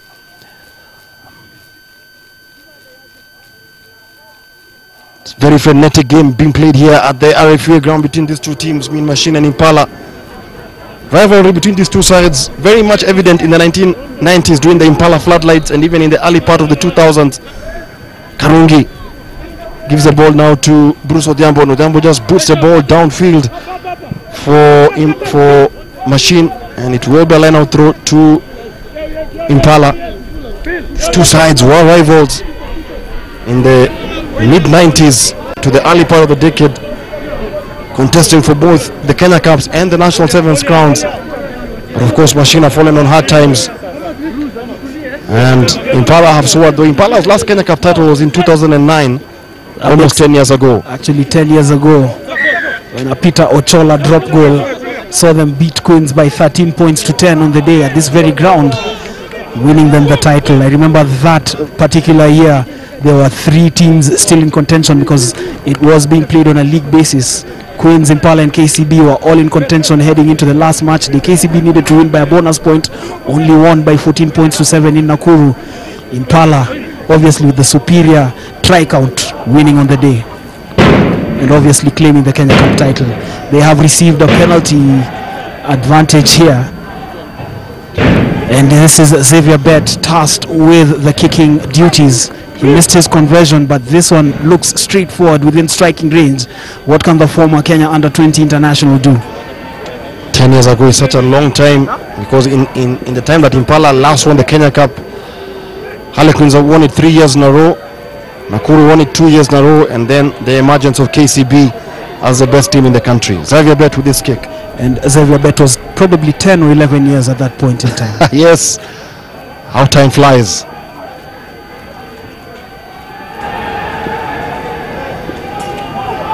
Can hear the catcalls from the Mean Machine fans. Really doesn't matter, as Xavier Bett is sure with that kick. Takes the scores to 8-3. We're midway through the first half here at the RFUA ground. This is a big match for Impala, a big match for Mean Machine. Lots of implications for both. Impala need to win this to keep their playoff hopes alive, while for Mean Machine, remember they built from a lot of positive results, eventually beating Blackblood last week to keep their faint hopes of staying in the Kenya Cup alive. One more result today, another result next weekend would secure their status for another season. But they have to compete, they have to win this game. That was only Mean Machine's second win of the season. Remember, in my estimation, Mwamba and Nakuru have the easier running. A very good take there from Bill Omondi. I think the sunlight must have been in his eyes, and that will be a handling error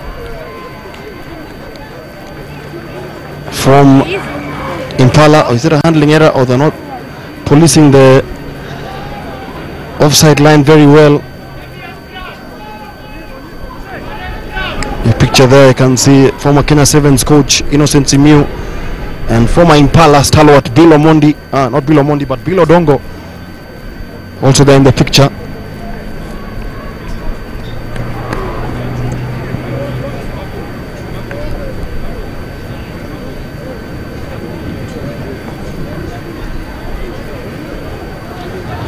Mean Machine winning that line out, won there by Brian Koina. Now can they get the rolling maul moving? The option to go out wide. Good tackle there from Impala, but it's Mean Machine knocking on this door. Karungi again, finding his number 8, Dominic Mogendi. They go out wide now to the man in jersey number 14, Victor Shavia. Shavia is able to present the ball to Karungi. Karungi looking for his forwards, finds Brian Koina. Kaina goes into contact. Joel Omer there and Paul Mutsami arresting him, but Koina is able to present the ball to Karungi. Karungi now finds Paul Ekirapa. Ekirapa goes into contact again. Mean Machine knocking on this door, looking for the first 5-pointer of the afternoon. That is Bruce Odhiambo. Odhiambo now finds Valentine Odoyo. Odoyo now finds Trevor Sina. It's Mean Machine knocking on this door of the Impala defense. Karungi again finding Mogendi. Mogendi get a meter ahead. Karungi weighing his options, goes to the open side. Mean Machine knocking on this door here. Impala with a bit of defending to do. Well, this is beautiful. This is structured from the university students. Karungi attacking the channel to his left. Short pass there to Ekirapa, just carries it a meter forward. Muganda in support. Can see what Machine are doing, attacking in threes, forcing Impala on the back foot. That was a bit hasty in terms of delivery. Good recovery there from Mugendi. Does well to keep his feet. Karungi with the pass to Bruce Odhiambo. Bruce Odhiambo finds himself in a spot of bother, avails the ball to Karungi once again. And this is hard running, and the try comes through from Paul Ekirakpa. Brilliant play from Mean Machine. Their fans are excited. The conversion could put them ahead, William Juguna. Absolutely, very good play. Well deserved there from Mean Machine. They kept the ball alive. They kept on asking questions of the Impala defense, and they do get their first 5-pointer of the afternoon. The Mean Machine, no slouches. And Paul Ekirapa, loose head prop, touching down there, and with the kick to come. And it all started with a restart there from Mean Machine. Not fielded very well by Impala, and they kept the ball alive, and they have been able to get their first 5-pointer of the afternoon. The kick to come here from Trevor Sina. It should be very easy, and Mean Machine lead by 10 points to 8. And we've probably done around 23-24 minutes of the half. Still about, in my estimate, 16 to play. But as it stands, it is Mean Machine with a narrow 2-point lead over Impala Saracens. Let's just see that once again. It was neat, it was structured, and that was determination from the prop forward, Paul Ekirapa. His 5-pointer converted by Bruce Odhiambo. Machine leading for the second time in this match, 10 points to 8, but we still do have a contest on our hands. So we do have a contest in our hands. Both sides have scored a try apiece. So it's game on here at the RFA ground on match day 15, and another kick from Xavier Bet out on the full. It's going to be a scramble for Mean Machine, and Xavier Bet seems not to be having his kicking boots on. That's the second kick which has gone out on the full, and it just puts pressure now on Impala.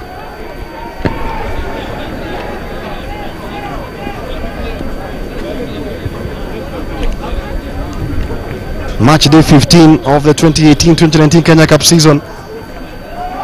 William Juguna just looking at Linus Kinudhia's gait. He looks so serious while officiating this game. Normally a jovial character off the field of play, probably just attempting to stamp his authority. This is Marvin Karungi as a machine attack down the left flank. That was brilliant play from Valentine Odoyo. Starts at fullback today for the university students. Marvin Karungi with the kick behind the Impala defenders. It is eventually claimed by Antonio Thiambo. Shakes off one man, presents the ball. There are numbers arriving. It is Joseph Shem at scrum half, probably the tallest scrum half in the world right now. William Juguna. Yes, Joseph Shem obviously was not going to deliver that ball anywhere. Elects to just carry it forward. Carry forward for 2 or 3 meters ahead, and eventually the man who slots into the scrum half position, Samson Onsomu, clears the lines for Impala. That machine back home to mop up whatever mess that was intended by Onsomu. This is Xavier Bet. High and hanging ball. The chase is on for this one. Billy Omondi rises high for the ball. There is a collision there. The ball bounces off Festus Shiasi and goes out into touch. Yeah, it will be a line out throw. A bit of ping pong from both teams. But just trying to test each other with a high ball. I think Machine have seen that Impala have a problem with the back three there. So they're testing their wingers in the fullback. So Linus Kinuthia just trying out to explain his decision. 27 minutes gone. How time has really flown in this first half. Mean Machine leading by 10 points to 8. We shall be updating you on the other scores once we get them from the rest of the country in various venues. Match day 15. Remember, after this weekend, one match day is left, which is next weekend. We shall know the identity of the 6 teams in the Kenya Cup playoff and the 2 teams who will be relegated. Substitution there by Impala. I think Collins Chogo has gone off, and I think he's been replaced by Daniel Ndome. This is Samson Onsomu with the scrum feed for Impala. 12 minutes remaining in the half. It is Mean Machine with a narrow 10-8 lead over Impala. Paul Ekirapa with a converted try, adding to that penalty from Festus Shiasi. Good scrum there from Impala. Joel Omer controlling things from the base. Samson Onsomu now breaks away. That's a darting run from the nippy scrum half. He presents the ball just close to the touchline. Impala just looking to maintain their structure. Onsomu. Beautiful angled ball that finds Bill Omondi. That was Bill Omondi, yes. Brilliant play coming through from Impala, but excellent defense being put up by Mean Machine, just curtailing the movement of the Saracens thus far. Remember, also happening right now as we speak is a match between Nondis and Mwamba at the Jamhuri Park Showground. We will update you with the scores as we receive them. Joseph Shem goes into contact. Bill Omondi is there to offer cover. Yeah, Joseph Shem should have made that ball at full pace. He was from a standing position. That's Collins Chogo. Chogo or Edgar Obino. That's actually Obino. The delayed pass from Onsomu finds Joel Omer. Elkins Musonye takes a man with him. Goes to the floor, presents the ball. Onsomu. Davis Makori has been rather quiet this afternoon. I've seen a lot of him. And the surging run from Bill Omondi. Patient build-up coming through from Impala Saracens. Looking to draw a penalty from Mean Machine. You could smell one coming from a mile away. They've already forced a handling error, and it is on the Machine 22. And with their powerful forwards, William Juguna, could this be the platform for a 5-pointer? Should be a platform for a 5-pointer. Oscar Siri, the man there in a picture in a green shirt. On to his right is Frank Ndong, the 2 coaches at Impala. 10 minutes to go to the end of the first half. It's Mean Machine leading by 10 points to 8. A try by Paul Ekirapa and the conversion kick by Trevor Sina, giving them the lead, but can they hold on to it or can they build on it? Joel Omer now. Omer finds Onsomu. Now Onsomu darts, changes his direction. Can he go over the whitewash? Held up a few meters close here. Joseph Shem now tries to go over the whitewash now. Can he go over the whitewash? Can he go over the line? He's been held up. Machine are defending desperately as Impala continue to knock on the door, and this is the try coming through from Anthony Odhiambo. And Impala do get their second try of the afternoon, and as Michael Kwambo said, the platform was built from that scrum. Joel Lemer combining very well with Samson Onsomu, and they were able to recycle the ball quickly and get try number 2. Xavier Bet seeing very well that there was a gap on the open side, and you can see demonstration on the Machine defense. Nothing they could really do about that try because they were all sucked in from where Onsomu went. You know, William just points to the patient build-up that came from Impala, obviously keeping their heads, and that is what you need to do when playing the likes of Mean Machine, because if you lose your structure, they will punish you and punish you thoroughly. And as we speak, latest score from Ruaraka, it is all square between Queens and KCB, 7-all, as Xavier Bet braces himself for the conversion kick here at the RFUA ground. Yeah, Xavier Bet lining up this conversion. And the conversion has been missed by Xavier Bet. That takes the score to 13-10.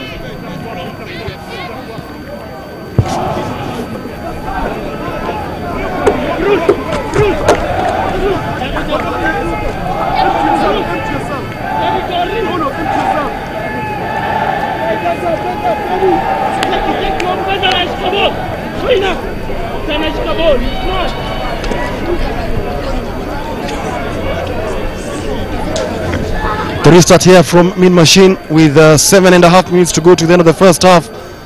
They trail by 13 points to 10, but they're not out of this game. As the restart there from Bruce Odhiambo. Won there very well by Paul Mutsami. Goes to ground. Numbers arriving at the breakdown. Onsomu finds Davis Makori. Makori has been a peripheral figure in this first half. The Impala forwards really haven't come to the party yet. Here comes Kelvin's Rono. Rono goes into contact there. Can he go to deck? Yes, he can. Presents the ball to Samson Onsomu. Onsomu now finds an on-rushing Davis Makori. Makori crashing over the advantage line. Impala now attempting to play this game at pace. And referee Linus Kinuthia spotting an infringement there. And it was a handling error there from Joel Omer. 13-10 the scoreline. I think ideally Impala would want to get a bonus point in this game to sit comfortably on 45 points before they play Cabras next week, because it will be a tall order for them to beat Cabras next week at the Impala Club. Marvin Karungi with the scrum put in. Good scrum coming in from Impala, and they have wheeled it around, but the referee says that it was illegal. The front rows were too quick to exact their body weight there, and the penalty goes to Mean Machine. This in rugby, you are supposed to reward the dominant scrum, but clearly Kinuthia not having any of that so far, and it's going to be Mean Machine with the line out throw in Impala territory with 5 minutes to go to the end of the first half.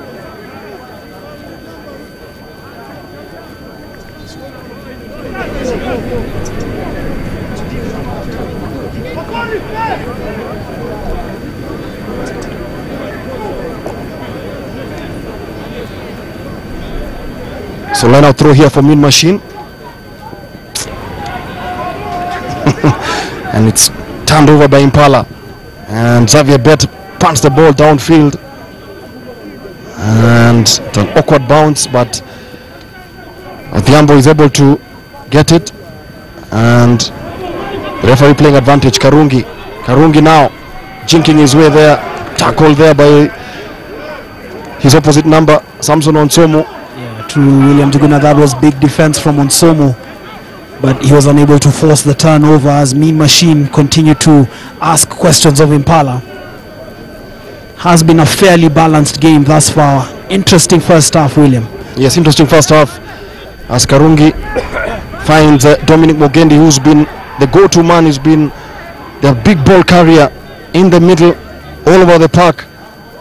Now what can Mean Machine do? They look for the kick to the wing, and it will be a line-out throw to Mean Machine.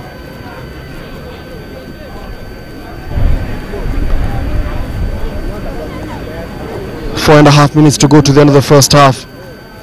Impala with a slender 3-point advantage against Mean Machine.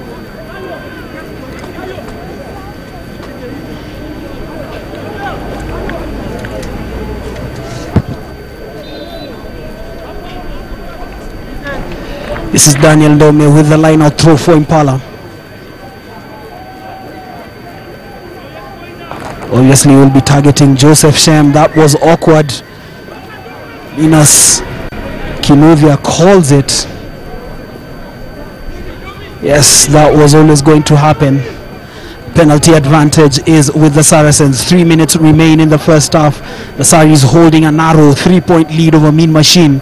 This is Kenya Cup Match Day 15 action coming to you from the RFUA ground, live and free on Bamba Sport. Remember, the 2 p.m. kickoff saw the Menengai Oilers claim the scalp of Homeboys, beating them by 26 points to 24. Mean Machine looking to launch another attack, and that is a long-range run from Victor Shavia. Eventually plays it through to Charles Kinyanjui. The fans are excited. Mean Machine keeping the ball alive. Karungi goes down under the tackle from Tyson Okoth. Was a bad kick there by Xavier Bet. Didn't find touch, and that's why you're seeing Mean Machine really putting Impala under pressure. That was Mugendi with the initial carry, and then now Bob Onchonga, the second row, just goes 1 meter forward. Karungi to the try scorer Kirapa. His name is a bit of a mouthful this afternoon, William Juguna. Have to pause as I pronounce it. This is Karungi, has been influential for Machine thus far. Just changes direction. Bruce Odhiambo with the high and hanging ball. The contest there is claimed. Paul Mutami, flanker turned inside center, calls for the mark. Calls for the mark, yeah. Poor option taken there from Mean Machine. I thought they should have kept the ball alive, gone through the phases, because they have kept the ball alive and it has actually yielded to them a try. But I don't know why they actually went for the up and under.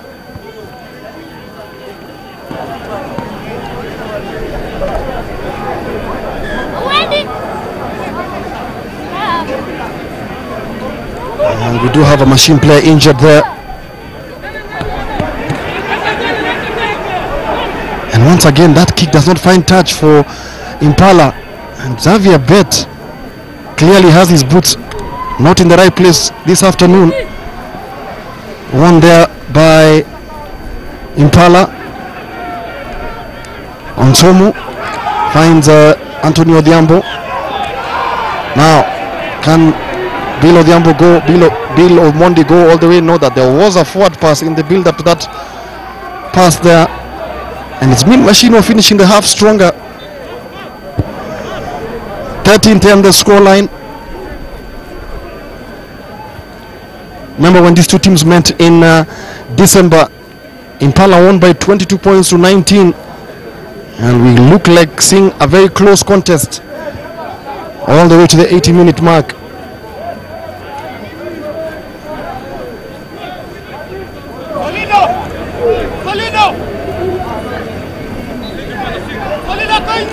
So Marvin Karungu with the scrum put in. Good scrum coming in from Impala. And Tyson Okoth just putting his arms around Dominic Mugendi, but it's Machine again on the attack. Mugendi finds Bruce Odhiambo. They're trying to manipulate this defense. Valentin Odoyo. Can Mean Machine get a try here? That is brilliant play from Mean Machine. Victor Shavia goes over the whitewash. That try being confirmed. Was there foot in touch? Yeah, we shall wait and see. Job Mwendwa, the assistant referee, in consultation overrules the effort that was made by Victor Shavia, but still a beautiful piece of play there. Victor Shavia just races clear, and that was the moment he had a foot out into touch. Brilliant defending there from Anthony Nyandigisi to force the Machine winger into touch. Yes, yeah, absolutely. He was forced into touch, and it's halftime interval here at the RFUA ground. Match day 15, Impala leading Mean Machine. The slender 3-point margin, 13 points to 10. Match day 15 of the 2018-2019 Kenya Cup season. As we are with the highlights of the first half. Impala with 2 tries to Mean Machines 1 try, but a long way to go in this encounter. The halftime score 13 points to 10.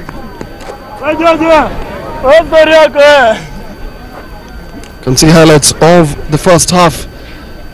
The kickoff there from Xavier Bet, which went wide. The penalty from Trevor Sina, which went in. And then Impala were able to get their first try through Kelvin Rono. And then this man, Paul Ekirapa, his name is a mouthful, but the loose head prop was able to go over the whitewash for the University side before Impala struck back through the fullback, Anthony Odhiambo.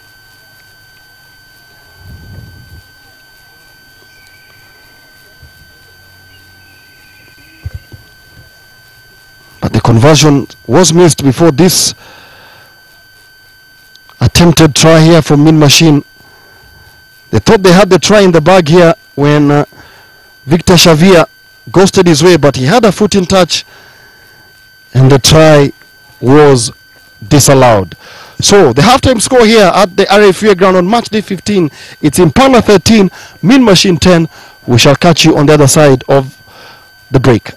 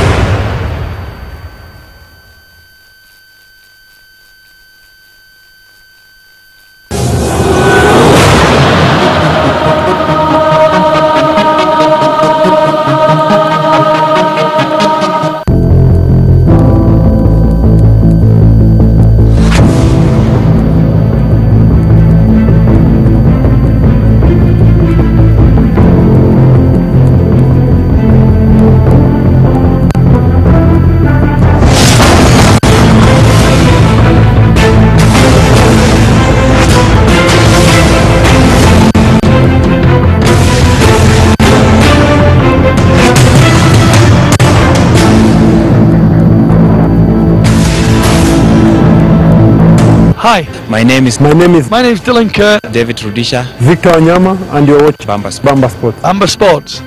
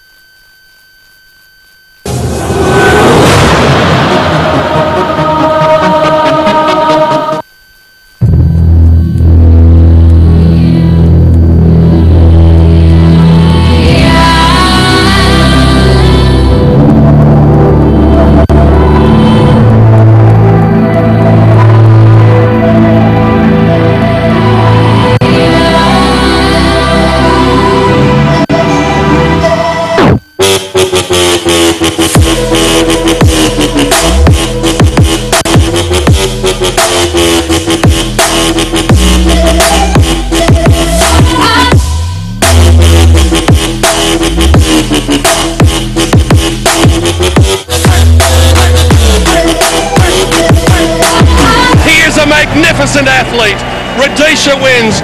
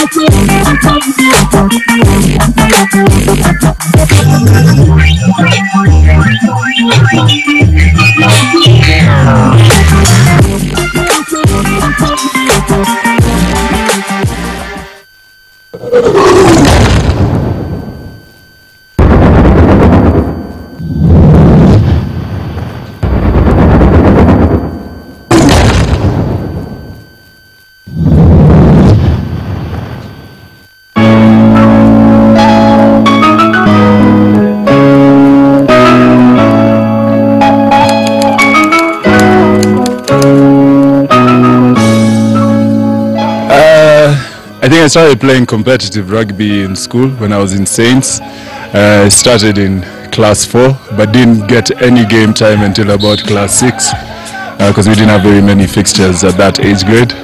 But the most serious, well, when I started playing men's rugby was probably when I was 17, right here at Kenya Harlequins.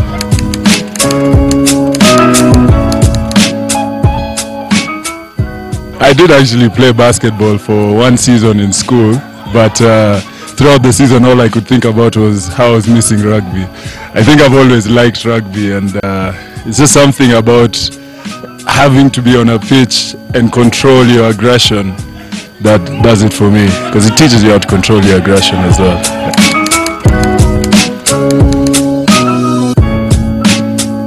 I think Queens was mostly because my family has always been associated with Queens. So growing up, I came and watched Queens games. A couple of the players I looked up to, the first players I looked up to were probably Queens players. So I think I already had that connection since I was a young kid. So when it came to choose what club to play for, it was relatively easy.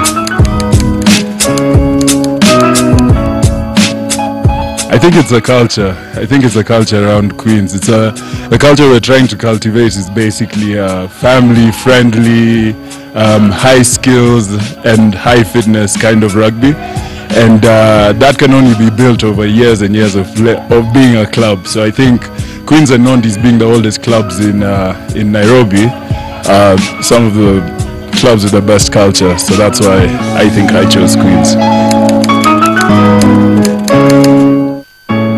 I work for a recruitment agency called Career Directions Limited, and yeah, that's what I do 9 to 5. But before that, I actually just graduated uni last year, So this is my first year in a working job. So yeah.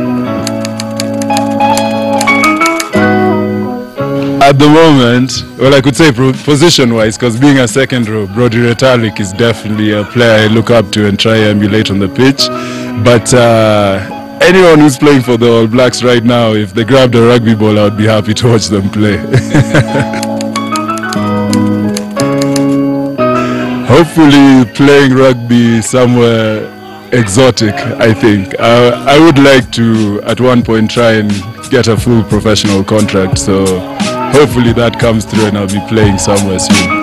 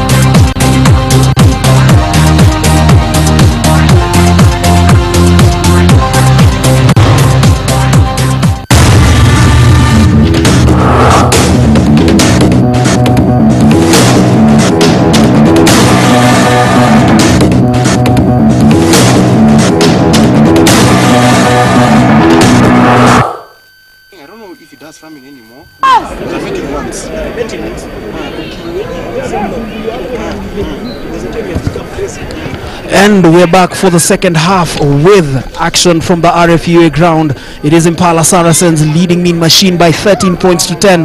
This is the second match in a double-header fixture. Remember, 2 p.m. we saw Menengai Oilers stun Homeboys by 26 points to 24. And as it so stands here, it is Mean Machine fighting for their lives in the Kenya Cup, giving Impala a run for their money. Has been an interesting first half. Scores 13-10 in favor of the Saracens as both teams have made their way back onto the field of play for the final 40 minutes. Other halftime scores that we have received: Mwamba trailing to Nondis by 14 points to 5, while the latest score from Ruaraka was a stalemate between KCB and Queens, 7-7 at the time of receiving the last update. But this is our forecast as we go into the final 40 minutes. My name is Michael Kwambo, and with me is William Juguna. Yes, Michael Kwambo, a pivotal day in the race for the Kenya Cup playoffs and also for relegation. Let's see what these teams do have to offer. Good take there from Bill Omondi. On there by Joel Omer. That is Edgar Obino. Impala on the course against Mean Machine there. That's Tyson Okoth, former Kenya under-20 captain. Here comes Ontomo. Good there, good counter-attacking there from Mean Machine. Will that be an Impala ball or a Mean Machine ball? It will be a Mean Machine ball.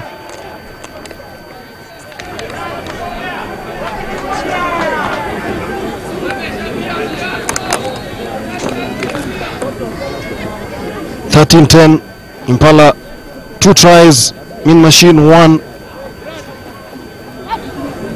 Match day 15. The top 2 already sealed. Actually, we say the top 3 already sealed. It's position 4, 5 and 6, and the relegation places yet to be decided. Karungi with the scrum put in. And that scrum is really backpedaling for Machine, but they're able to deliver the ball. That is Bruce Odhiambo. And the accuracy in the passing, not the best from Mean Machine. That is Victor Xavier, who thought he had scored a try just before the halftime break, but he had a foot in touch. Mean Machine now leaving where they left off in the first half. Henry Rabach. I haven't seen so much of Rabach in this game. And that is Dominic Mogendi, Ian Wendo. And the referee has called it back for a handling error from Mean Machine, so it's going to be advantage to Impala. The Mean Machine's final game of the season is against Nakuru at the Nest. In your picture there, Kirori Mindo, if I'm not wrong, is the club secretary for Menengai Oilers. Obviously oiling his throat after the hard-fought win against Homeboys in the 2 p.m. kickoff and also a selector for the Kenya 15s team. Indeed, a very amiable fellow. Played his rugby at JKU at Cougars, had a stint briefly at the Oilers, at Nakuru RFC, I beg your pardon, before getting engaged with the administrative side of the game. Tomo with the pass to Xavier Bet, who's kicking was not the best, and a bounce of the ball there, and that was a gilt-edge opportunity spurned by Bradley Ochieng. Kicks the turf, but you can see the intent from Impala. And they say, William Juguna, you must be wary of the bounce of the rugby ball because you don't know where it is going to bounce. Yes, absolutely. The bounce of the rugby ball can deceive you. As Impala chased try number 3. Had he held on to that ball, then Bradley Ochieng was away for the 5-pointer. Can see the replay there. Ochieng just bounced of the ball, deceiving him. Didn't take his eye off the ball, kept his eye on the ball, but the bounce of the ball deceived him. So it's going to be a scrum put in here for Mean Machine. 13-10 the scoreline. And Impala penalized for early engagement at scrum time there. So the penalty will go to Mean Machine.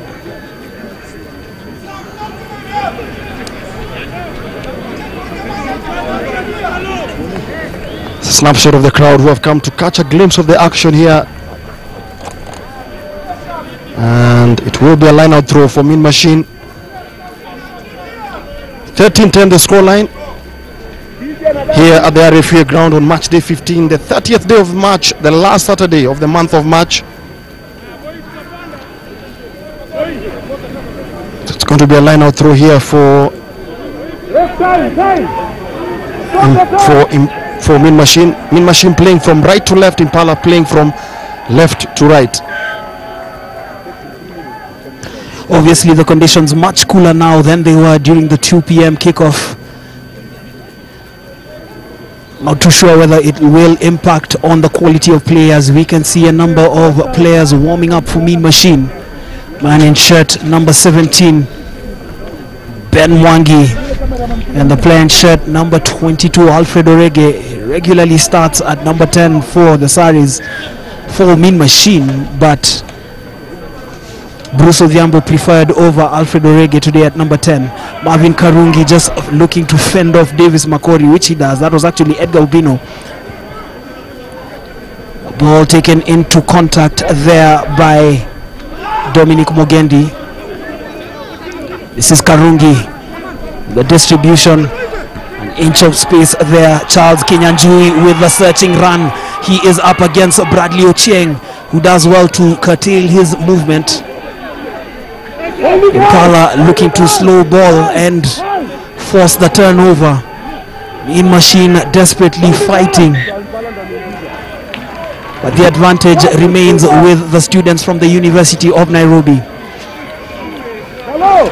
Played 5 minutes of the second half and it is still 13-10.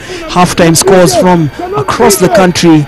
It is Nondis leading Wamba by 14 points to 5, while it is all square between Queens and KCB at the KCB Sports Club. 7-7 in that one. We still do have second half action in those fixtures. We will update you with the results as well as scores from the Black Blood Nakuru and Kabras Strathmore games. Yes. Remember the early kickoff at 2 p.m. saw the Menengai Oilers claim the scalp of Homeboys, edging them by 26 points to 24 at this very venue. This is Karungi, looks to get clean ball. He distributed out wide. That is Shiasi with a long pass. It is eventually claimed there by Victor Shavia. Shavia goes into contact. Numbers are arriving. Karungi desperately fights for the ball. Paul Mutami slowing him down. Karungi hits the deck. Who is at scrum half now? It is the man in shirt number 6 for Mean Machine. That is Henry Rabach. Karungi was taking his time with the distribution there. Almost lost possession. Mogendi finds himself with the ball. Linus Kinuthia calls for an infringement. Yes, there was a knock on there from Marvin Karungi, but Mean Machine really coming out guns blazing in this second half. Remember, it's only a 3-point margin. Mean Machine in some of the games they played this season, they have really held their own. Remember, they lost 41 points to 22 against Cabras, but they are well leading Cabras in that game at one point before running out of steam in the second half. And yeah, giving a good account of themselves as they play Impala. Mean Machine bottom of the log with 11 points. 1 point behind Strathmore Leos, who are on 12 with Black Blood on 16. So a real dogfight at the relegation spots. Remember, 2 teams get dropped or relegated from the Kenya Cup. And as things stand, it's Mean Machine and Strathmore who are going to get relegated if things remain the way they are in the Kenya Cup. Samson Onson is having a word with Linus Kinuthia. Oscar Osirida in your picture. Face of concentration with Frank Ndong. There was a neck tackle there, so the penalty which had been given to Impala has been changed. And Machine now will be looking for territory from this kick and probably win the line out. Hey, wewe unakimbia.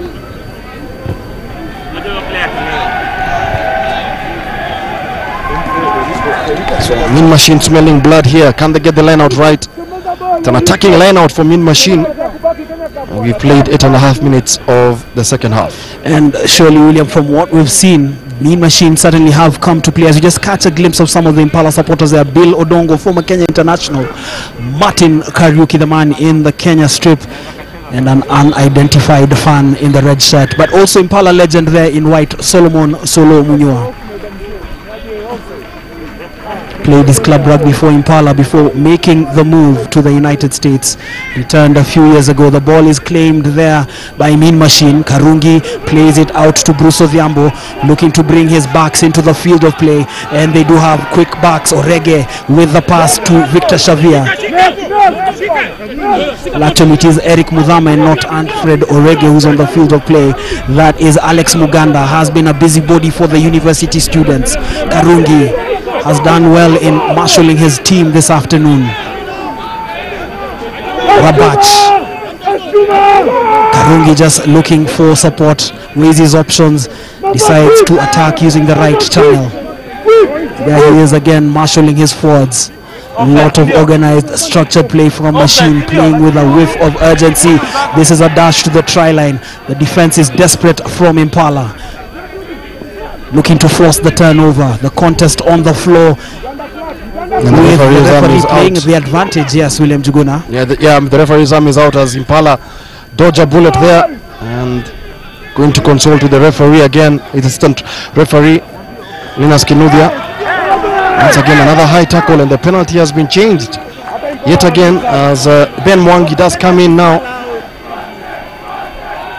A latest score from Ruaraka. Kenya Harlequin now leading Queens by 7 points to 10. There is an unconfirmed score from Kakamega.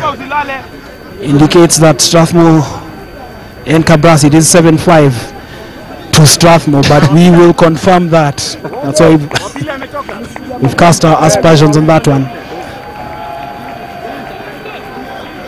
Here at the RFA ground, it's helter skelter. Mean Machine having the better spell in the second half. Impala yet to get out of their own 22 in this second half here.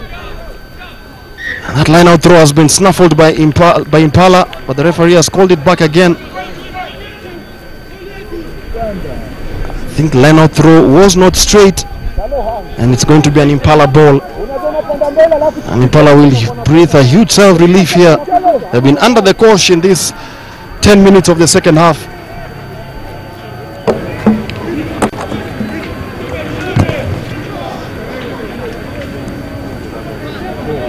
Let's just catch a glimpse of a fan probably following the live stream or sharing the live stream link to friends who are on social media unable to make the game here. The ball is claimed there by Joel Omer. The tackle was feeble from Trevor Asina.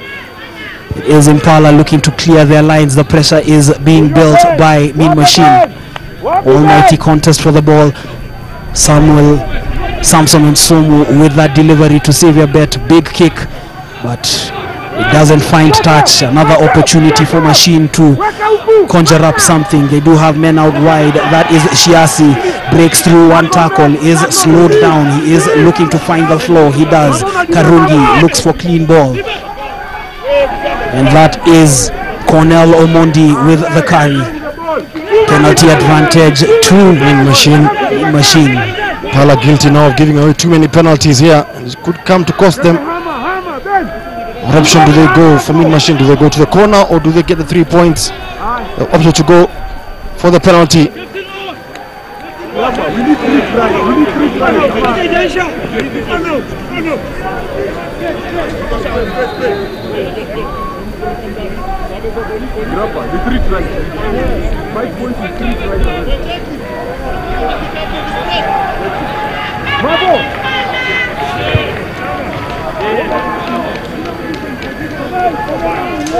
It's Festus Shiasi whose boot got Mean Machine ahead in this match with the opportunity to draw the varsity students level. We've played 53 minutes of the match.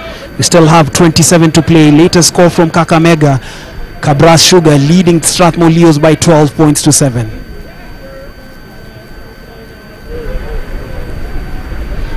This is Festus Shiasi cutting a figure of concentration as he looks to find his accuracy. The ball is high and hanging and just swerves left of the post. Left of the post, yeah. I think the wind must have taken it to that left side of the post, because from where we stand it looked like it was going in, but penalty has been missed. So still 13-10, no scores in this early part of the second half here at the RFA ground. Match day 15, Impala versus Mean Machine. When these two sides met in December, Mean Machine narrowly lost by 22 points to 19, and the same theme is following up in this encounter here as Xavier Bet now lines up the restart. A 22-meter dropout, one there by Karungi.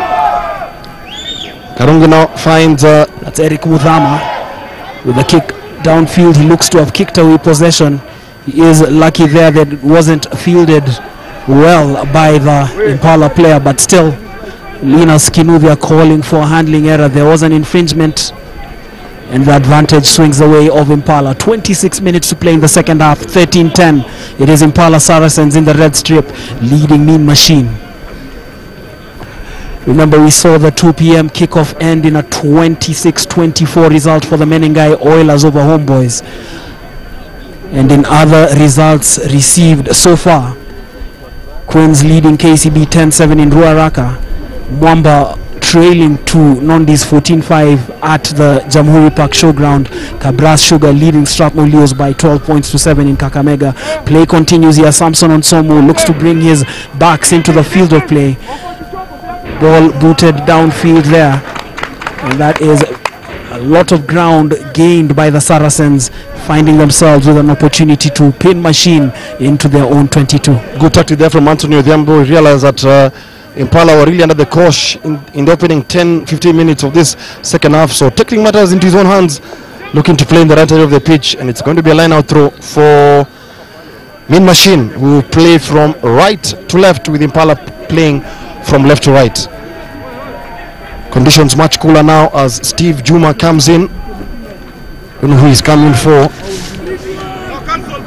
Probably I think he's coming for Edgar Obino. And Mean Machine are able to win the line out there. Marvin Karungi goes for the box kick. Antonio Odhiambo at fullback distributes it there to Bill Omondi, and that was a knock-on from Bill Omondi. Not having a very good day with the ball in hand. Bill Omondi, it's a careless error to give away. And very scrappy play coming in from Impala.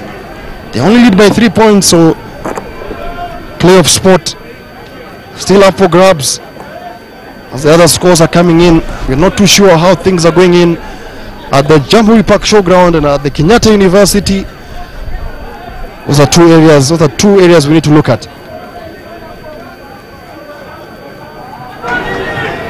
Scrum ball for Mean Machine. Karungi to feed this ball into the scrum for Mean Machine. And Karungi now finds Trevor Sina. Sina with a grabber kick, but it's won there by Bill Omondi. Omondi is able to present the ball now. And Impala penalized, but there was a Mean Machine player who was on the floor who couldn't get delivery of that ball. I don't know why Linus Kinuthia has given the penalty to Mean Machine there. There was a Mean Machine body on the floor interfering with play, and it's Mean Machine who get the penalty, and they will go to the corner. Decisions going against Impala here. 17 minutes played in the second half. Match day 15 of the 2018-2019 Kenya Cup season. Impala 13, Mean Machine 10, 2 tries to 1.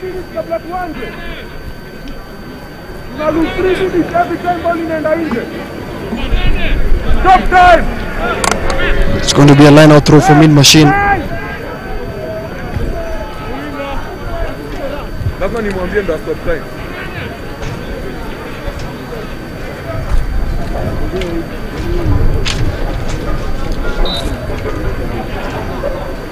Cooler conditions being experienced here at the RFA ground and even in Nairobi. Obviously the breeze doing a lot of good to just cool down the temperatures. It was sweltering hot at 2 p.m. Eric Mudhama tempted to loop in Festus Shiasi, but Machine losing the ball, and this is Bradley Ocheng with the step, goes into contact. That looked like a high tackle from Festus Shiasi. The kick behind the Machine defense from Samson Onsomu. The ball is eventually cleaned up, but that is a lot of meters gained by Impala Saracens. Melvin Karungi plays it back to Eric Mudhama, boots that ball downfield. You just catch a glimpse of some members of the Impala technical bench. These are some of their replacements who will be coming on later in this match. Edwin Katungo there, and if I'm not wrong, that was Saul Chivumbi, the Ugandan import, who was signed during the transfer window for Impala. Another replacement for Mean Machine making his way onto the field is Aaron Otieno. We will confirm the man he has replaced in a moment. As we approach the hour mark here at the RFA ground, 13-10 the scoreline. It's going to be an Impala line out throw here. Daniel Ndome to fit this ball into the line out for Impala. Won there by Shem Joseph on Somu. Impala haven't seen so much of the ball on Somu. Davis Makori. William Juguna, Davis Makori has been rather quiet this afternoon, not seeing much of the ball as well, but probably because he's been doing a lot more in terms of boiler room duties. And this is one man who's gotten into the fray, Bill Omondi. It takes a mob to bring him down. As Impala just look to drive forward the body of Steve Juma, all 115 kilos of him, making his presence felt there. He is a big man, he is a heavy man, and threw his weight into that. Onsomu changes direction. Impala now knocking on this door. What can they do here? Mean Machine with very resolute defense, not giving Impala an inch. Davis Makori there, tossed and turned. Onsomu, Paul Mutsami now, Kelvin Rono, the try scorer. Mean Machine giving a good account of themselves in defense as Impala try. Steve Juma here gets his first taste of the ball, but is able to present it to Onsomu. Odhiambo, Nyandigisi, cut out pass here that finds Elkins Musonye. Musonye now finds that was Derek Maya, found himself in possession after being played in by Elkins Musonye, but the defense is desperate from Mean Machine. And the referee calls for an infringement there, penalty to Impala. What do Impala do? Do they go to the corner or do they go for the points? It's going to be an Impala ball. If I was them, I would go to the corner. They already scored a try with a rolling maul. Samson Onsomu goes to the corner, and you can tell what Impala are going to do here. First decent spell of possession that Impala have had in this second half. They have been under the cosh from Mean Machine as Daniel Dome now with this line out attempt, as Impala now look to walk with this ball into the try box with the maul.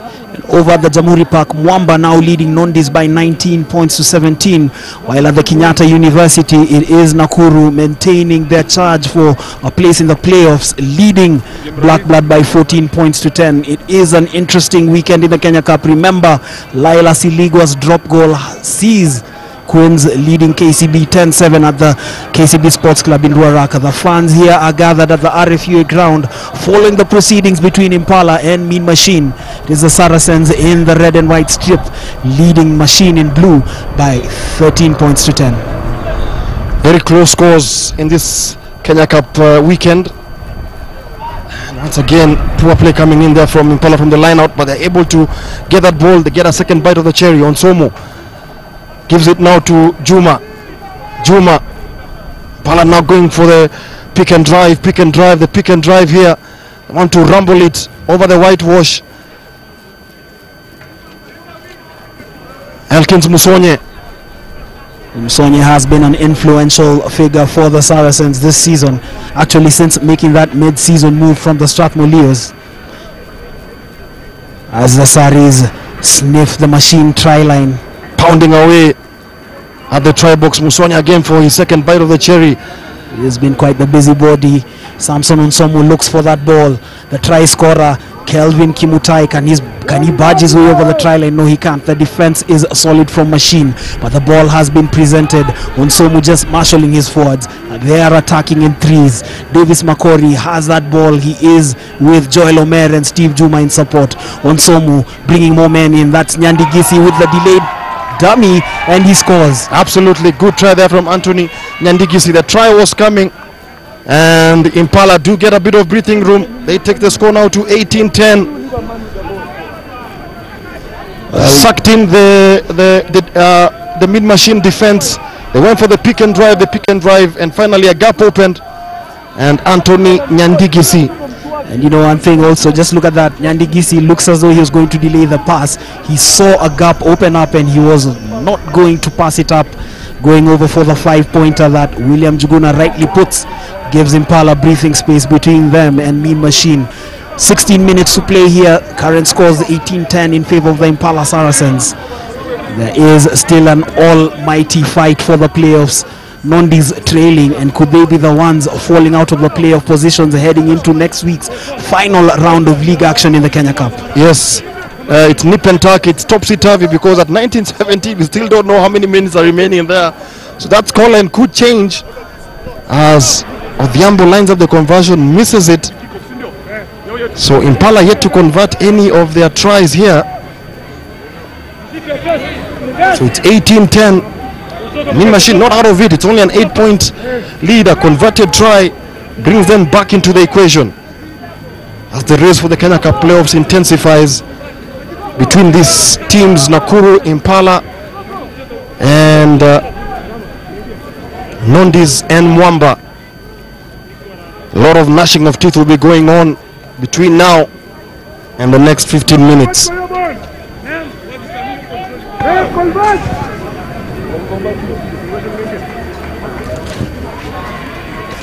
So the restart going to be taken by Bruce Odhiambo. Okay.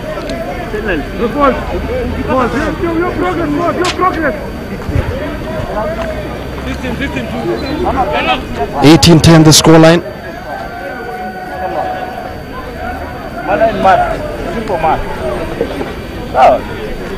As we await to be told the other scores, as the referee Linus Kinuthia awaits the match ball.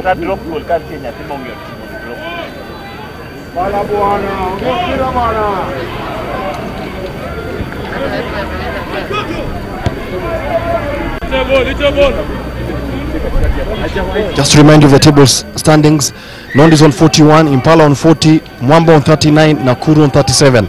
That's how the table looked like before kickoff. So Bruce Odhiambo with the restart here. Critical minutes coming here in this game. The offload there coming in from Bruce Odhiambo, but won there by Maurice Murimi. Karungi finds the try scorer Paul Kirapa. In comes Cornelo Mondi. Mean Machine not out of it here. They're going to battle hard. Aaron Otieno. Tieno goes into contact there, presents the ball to Karungi. Karungi weighing his options here. Finds Eric Mudama. As Impala tried to mount a rear guard defense here.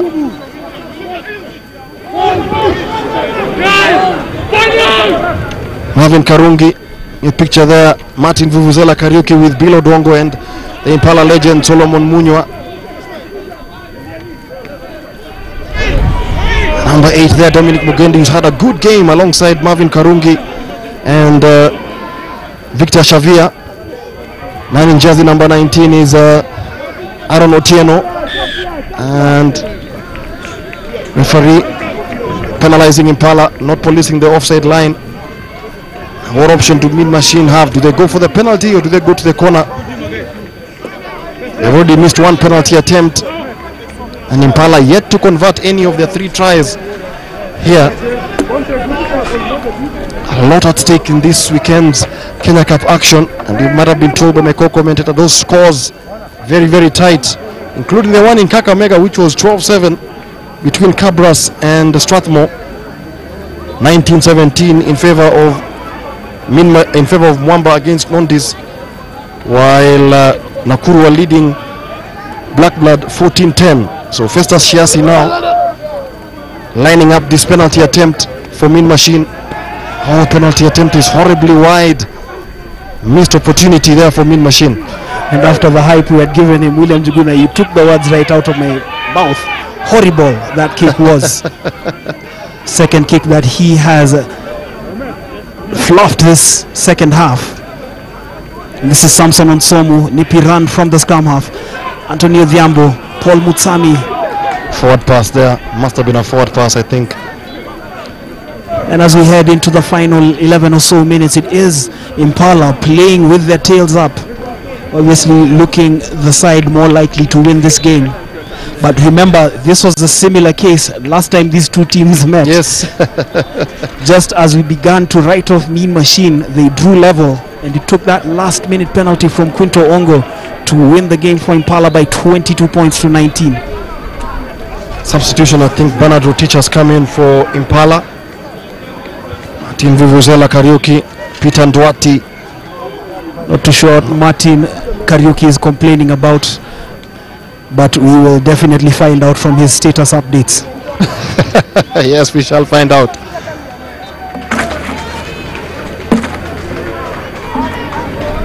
Charles Tisingovi, Bill Gidinji, Philip Semenye played his rugby in Mombasa, played his rugby as well at Impala, member of the Nairobi school team that won the Nationals in 1996. Would you believe that? Yeah, alongside the likes of Edward Omuse and Sario. And a good scrum there from Impala. This is Samson Onsomu with a nippy run. Antonio Dhiambo. Dhiambo, who does he have in support? It's a good run from Impala from that scrum. I think they've been told to get that bonus point in the bag, knowing how other scores are going. They do have numbers arriving. Joel Omer is at scrum half. Davis Makori beginning to play a lot more of an influential role in this match as it wears on. Impala just keeping it tight. That is Daniel Ndome. Samson Onsomu just looks to rejig play for the Saris. Makori with the nippy pass there. This is looking brilliant from Onsomu.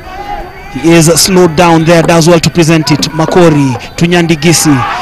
Rick Mayar there with a bit of soccer skills to keep play alive. This is exciting the crowd here. The ball eventually presented. Ndome. Impala do have Mean Machine on the cosh as we're heading into the last 9 minutes. Makori, but that was a desperate lunge from Mean Machine. And that is a break in play. The crowd here obviously taking in the sights and sounds of the action on the field of play. Yeah, Impala really stepping up their intensity there with that break. I mean, from Samson Onsomu and Joel Omer combining very well, but just that last final pass not really going into hand. And it's going to be an Impala scrum. As you can see, snapshot of the crowd here, catching a glimpse of the action. Simpson Osiemo there with the Menengai Oilers team. They won their first game. They won the game at 2 p.m. beating Homeboys 26-24. They leapfrog Homeboys and now sit in 7th spot. And over at the KCB Sports Club in Ruaraka, KCB have scored a try and a penalty. Onsomu, can he have the support here? Impala knocking on the door. Can they get the bonus point try? That is Joel Omer, but his momentum is being slowed down by Mean Machine. But still, it is Impala surging forward. And are they going to go over the chalk? Linus Kinuthia rules that the player has been held up. So it's going to be a 5-yard scrum here. And I can see Peter Duarte remonstrating, probably thinking that try should have been given. According to him, I think that ball was grounded, but the referee, Linus Kinuthia, has the final say. It is him who determines if that try has been scored. Impala get a second bite of the cherry. They do have the dominant scrum. Can they get the bonus point in the bag here? And William, like I was mentioning earlier, KCB have scored a converted try and penalty. They now lead Queens by 17 points to 10. But the action here, it is Impala with a try scoring opportunity. 7.5 minutes to go here at the Impala Club. Mean Machine have given a good, at the RFA ground, I beg your pardon. Mean Machine have given a good account of themselves here. Many thought this was going to be a walk in the park for Impala, but it's turned out to be a tough, entertaining contest here at the RFA ground. And Impala have been made to sweat it out in this encounter. Can they get the bonus point try here? Omer controlling matters at the base of that scrum. Samson Onsomu is also hawk-eyed as he marshals his forwards. He eventually gets a whiff of that ball, plays it to Antonio Thiambo. The tackle is desperate from Mean Machine, but Impala continue to surge forward. Elkins Musonye, he is at scrum off. He picks that ball, elects to attack the channel in front of him, carries it forward another meter or so. This is furious from Impala. They do have Mean Machine on the back foot. Impala sniffing the Mean Machine try line. Can they get another 5-pointer and go into the 20s? Onsomu just looking for a bit of control from his forwards. They are attacking in threes. That is Daniel Ndome. And the carry from Bilomondi. He goes over the chalk. The try has been awarded. That was definitely coming. The score is now 23-10 with the conversion to come, but William Juguna, that is the end result of a wonderful build-up from Impala. Yes, wonderful build-up. They kept the ball tight, kept on plugging, pushing, trying to suck in the Mean Machine defense. And Bill Omondi, who's had an iffy game by his standards, powers his way for Impala's 4th try of the afternoon, and they do get the bonus point in the bag for Impala. And ran a very good angle there, and he was able to get over the whitewash. So Impala 23, Mean Machine 10, and that could be game set and match. Then the conversion kick has gone in, so it is 25 points to 10. Impala leading Mean Machine by 25 points to 10 as we scoot around to the other venues to get an update with 5 minutes to go. KCB leading Queens by 17 points to 10. Last we checked, Mean Machine Mwamba were leading Nondis by 19 points to 17.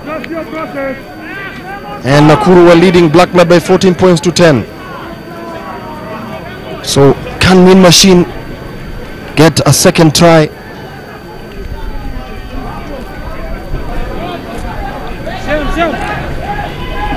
It's one there by Shem Joseph, but it does go out, and it will be a line-out throw to Mean Machine. So if the score remains this way, Impala will go 4th on 45 points as Edwin Gatungo comes in for Shem Joseph.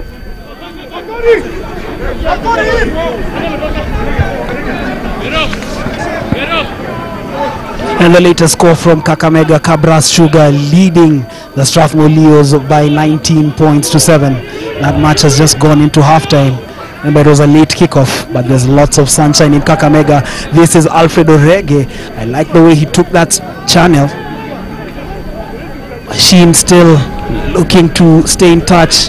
Good continuity from the university students, but they have always been second best in this match. Dropped ball there from Evans Mwendwa. It's coming for Marvin Karungi.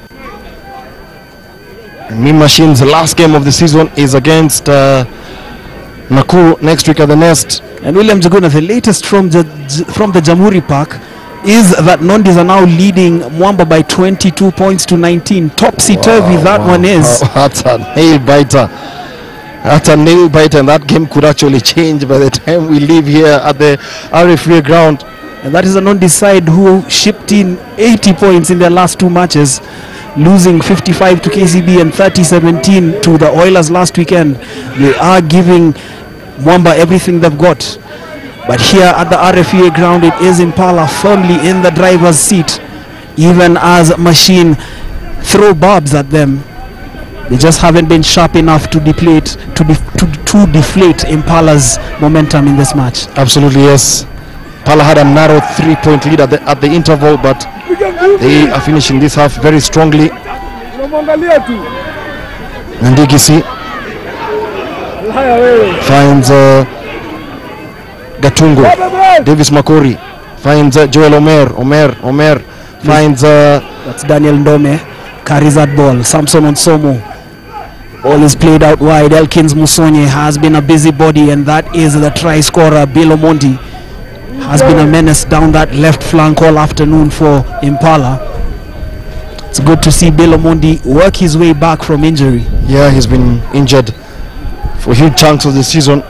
Former Kenya under-20 international, was part of the Kenya team that played at the Youth Olympics in Nanjing. Must have been in 2015, if I'm not wrong. Yes, yeah, part of that squad. Will be a Mean Machine line out, with Impala taking the ball into touch into the last 30 seconds of this game. Mean Machine have given a good account of themselves. Was not the best of kicks, and it's won there by Derek Mayar, and Mayar just tried to offload that pass there. He was overzealous in his offloading of that ball. Alfredo Rege found it, runs a few meters forward for Machine. It is desperate from Impala, but referee Linus Kinuthia blows his whistle and calls for some sanity. What a day in the Kenya Cup with the scores we are receiving. Pivotal weekend in the race for the playoffs. KCB leading 17-10. Nond is leading 22-19. Nakuru leading. And actually Mwamba have actually scored a try here. They have literally scored a try. 22-24, the latest score from the from the Jamhuri Park showground. And could that be the end of Nondis' playoff hopes? Next they play Queens next week. And what a weekend we are having here.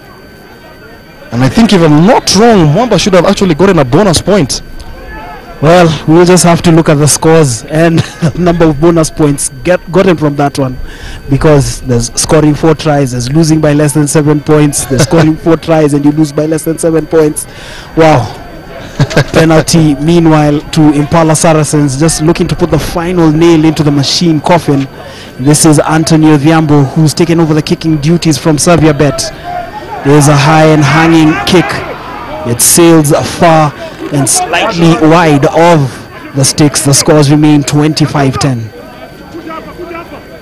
So Impala going to do the double over Mean Machine this season, having won the first leg 22 points to 19.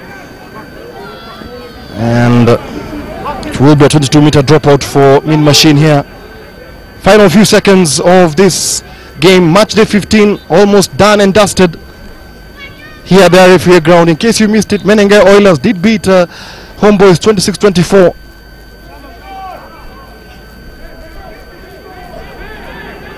Davis Makori plucks that ball out of the air very well. Good support coming there from Gatungo. Bill Omondi tried to get that ball run at pace, but that ball has been knocked by Bill Omondi, and it will be advantage to Mean Machine.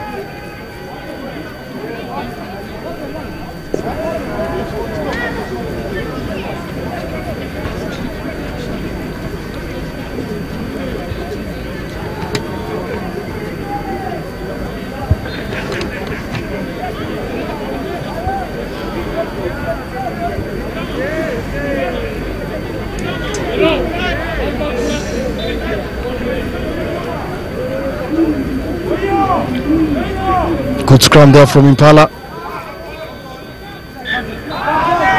And ball has gone.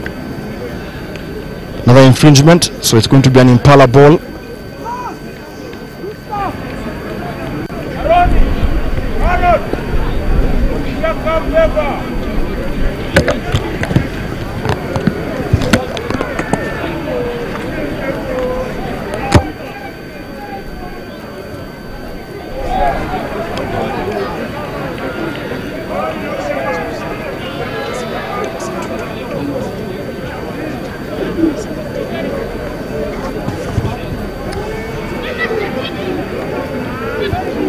Scrum ball for Impala. Joel Omer finds Xavier Bet with a kick and would go out into touch for a line out throw for Impala.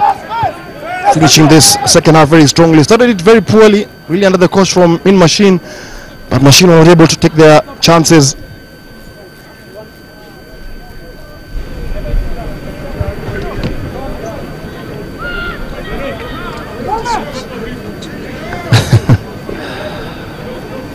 So it's going to be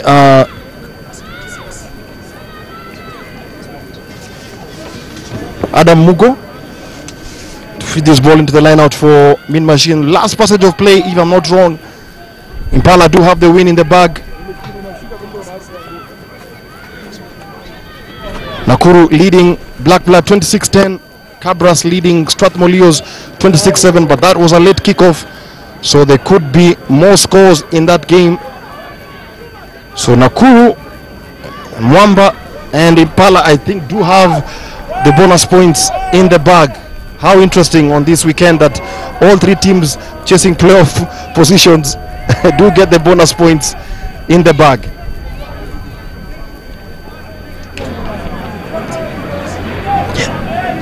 Even Nondis do have the bonus point as Elkin Musone tries to ripple this ball out of the arm of Victor Xavier.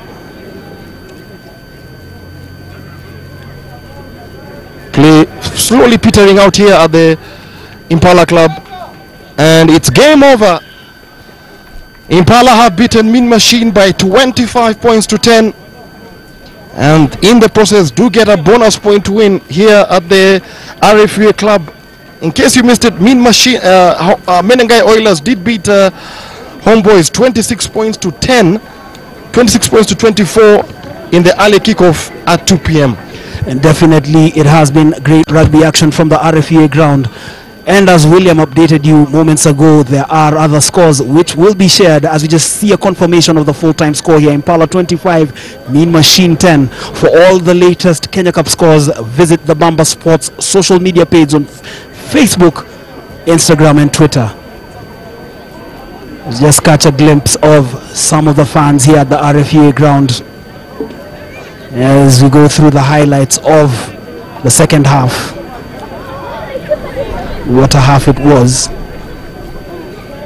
That was Charles Kinyanjui, chased down by Bradley Ochieng, who did well to curtail his movements. And this was Ochieng going down under what looked like a hard tackle. And William Jugunan makes you question why we used to play this game back in the day. Yes. This was the try scored by Anthony Nyandikisi for Impala's third try in the second half. We just felt that probably, Mean Machine ran out of steam in the second half. They had a good start in the first half, and in the early stages of the second half, Antonio Dambo there had a good game at fullback, and then Bill Omondi getting the bonus point try in the bag for Impala. Omondi there shrugging off one or two defenders for Mean Machine.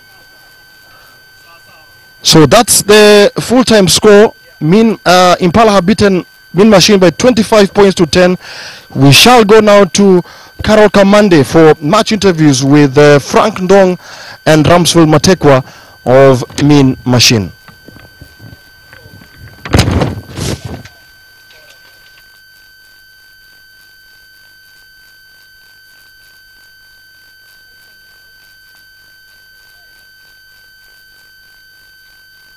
That was the second game of the day. Impala taking it 25 to 10 points. We have the coach here for Min Machine. Let's hear what he has to say.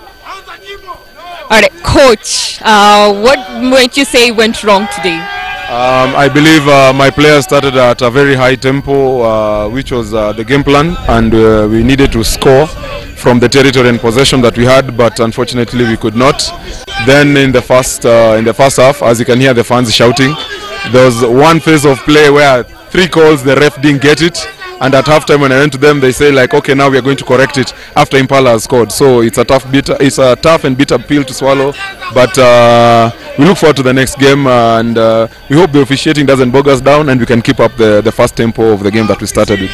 Now, coach, of course your next game will be very important. What have you picked out that you're going to improve on next weekend?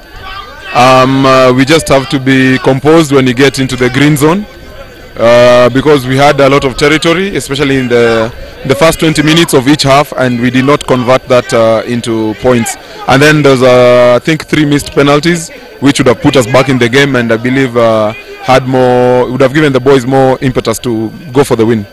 Thank you so much, coach. Thank you. Yeah, next we have the Impala coach. Let's listen to what he has to say.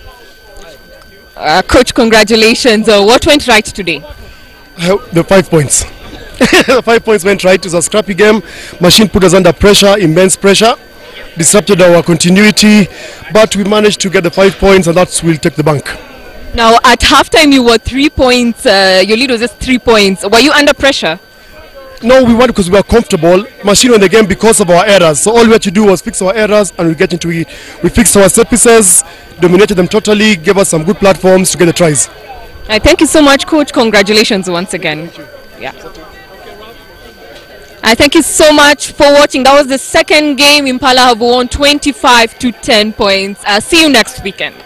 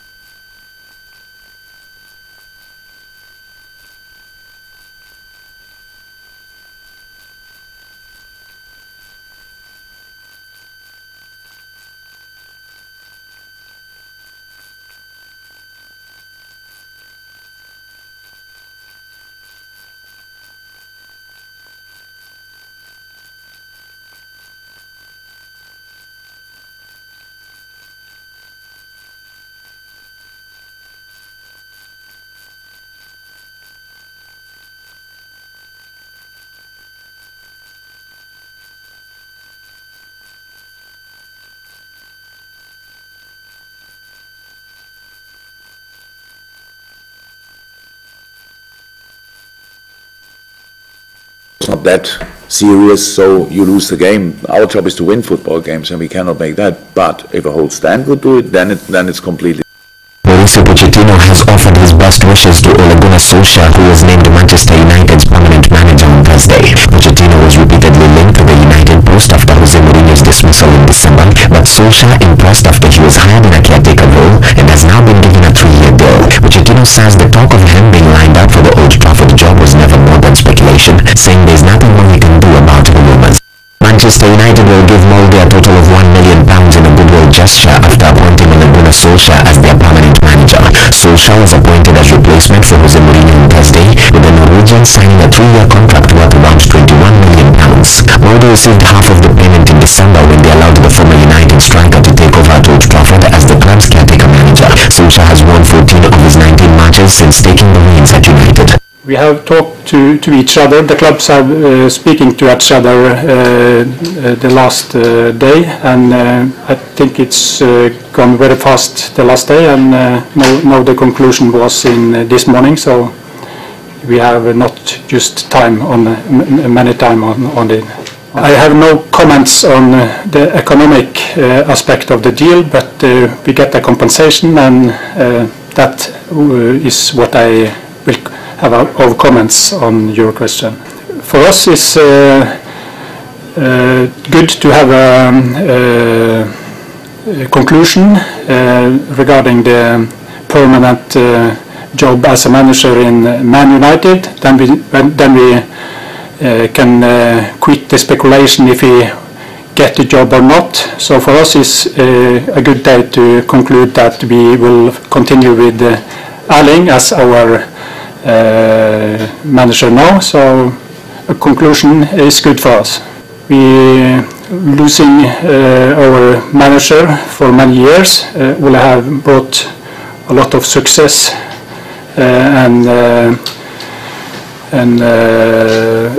to the club, but we also have a good team together with Erling Moe as the new manager. So the lives go on, and we have to move and have focus on Molde Football Club for the next for this season. The season start on Sunday, so we have to be prepared, and we think we are. Ashley Barty booked a place in the biggest final of her career at the Miami Open with a straight set win over Estonia's Anett Kontaveit on Thursday. The first ever meeting between the pair was interrupted with rain delays that lasted almost 5 hours. When the action finally got going, it was the Australian who managed to keep her composure. She will play either Simona Halep or Karolina Pliskova in Saturday's final in a bid to win her first WTA Premier title.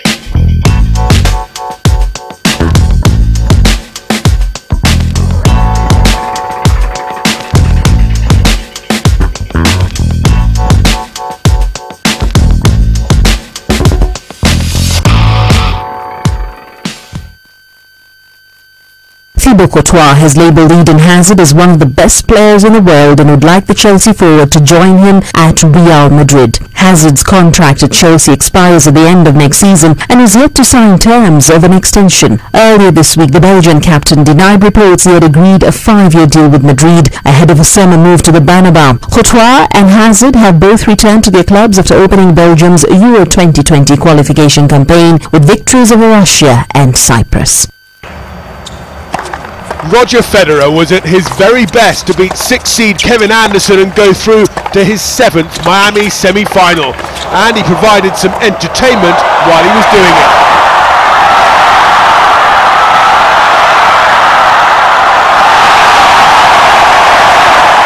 With some small slices of luck, he condemned Anderson to his first 6-love set since October 2016, 353 sets ago. The 37-year-old took the second set 6-4. 21-year-old Francis Tiafoe looked like he was on his way through to meet Federer. The 28th seed won a pulsating opening set 7-5 against 19-year-old Denis Shapovalov. But it was a case of anything you can do, I can do better, as the Canadian produced an even better stop volley on his way to evening things up at a set apiece.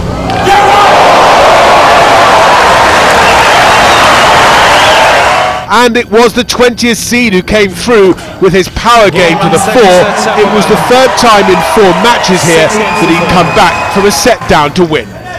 Shapovalov dropped just 4 games in the last 2 sets and now meets a man he's described as his idol in the semi-final.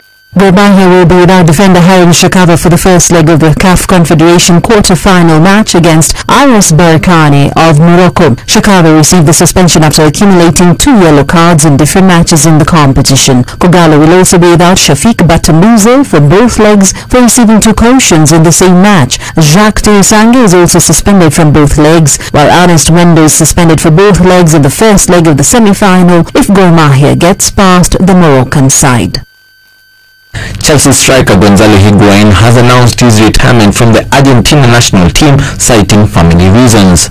31-year-old Higuain scored 31 goals in 75 international appearances for Argentina, with his last match a 2-1 win over Nigeria in the World Cup finals last June.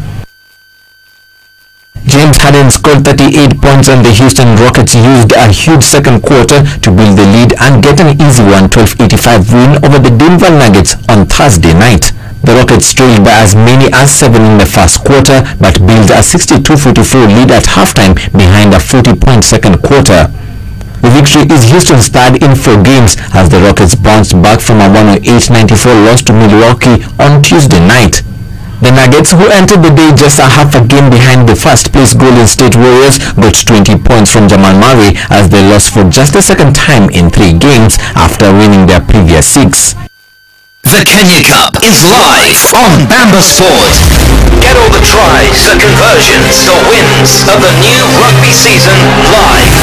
This Saturday, starting 2 p.m, catch Homeboys versus Menengai Oilers. Then, at 4 p.m, Impala versus Mean Machine. On Bamba Sport, Bamba TV Channel 6, or stream live at bambakenya.co.ke. Molly FK Managing Director Oystein Nyland on Thursday said it is not a surprise to see former manager Ole Gunnar Solskjaer join Manchester United permanently on a 3-year deal. Solskjaer, who scored 126 goals in 366 appearances for United, initially arrived on loan from Molde until the end of the season after Jose Mourinho was sacked in December following a 3-1 loss to Liverpool. The 46-year-old Norwegian has overseen 14 wins from his 19 games in charge as caretaker boss at Old Trafford, reviving top 4 hopes while progressing to the quarterfinals of the UEFA Champions League with a stunning victory at Paris Saint-Germain. We have talked to each other. The clubs have speaking to each other the last day, and I think it's gone very fast the last day, and now the conclusion was in this morning, so we have not just time on many time on it. I have no comments on the economic aspect of the deal, but we get a compensation, and that is what I will have of comments on your question. For us, it's good to have a conclusion regarding the permanent job as a manager in Man United. Then we can quit the speculation if we get the job or not. So for us it's a good day to conclude that we will continue with Erling as our manager now. So a conclusion is good for us. We losing our manager for many years will have brought a lot of success to the club, but we also have a good team together with Erling Moe as the new manager. So the lives go on, and we have to move and have focus on Molde Football Club for the next for this season. The season start on Sunday, so we have to be prepared, and we think we are. Ole Gunnar Solskjaer has revealed a large number of agents have been in contact with Manchester United to try and get their players a move to Old Trafford this summer. Solskjaer was appointed as permanent manager on a 3-year deal after leading the club to 14 wins from his 19 matches in charge since becoming caretaker manager in December. The Norwegian is now turning his attention towards improving his squad this summer. The players who get complacent, they never last at this club anyway. Managers, I'm the same. I can't be complacent and now rest on, well, I've got a job. That's not me. We're looking forward. We've got to work harder. I've got some targets. I would want a Man United team that's one of the hardest working teams in the league, the fittest teams in the league, and that then will bring results. So I think the players know my expectations on the future. Solskjaer has also led United to the last 8 of the Champions League. They'll host Barcelona in the first leg of their quarter-final tie at Old Trafford on the 10th of next month.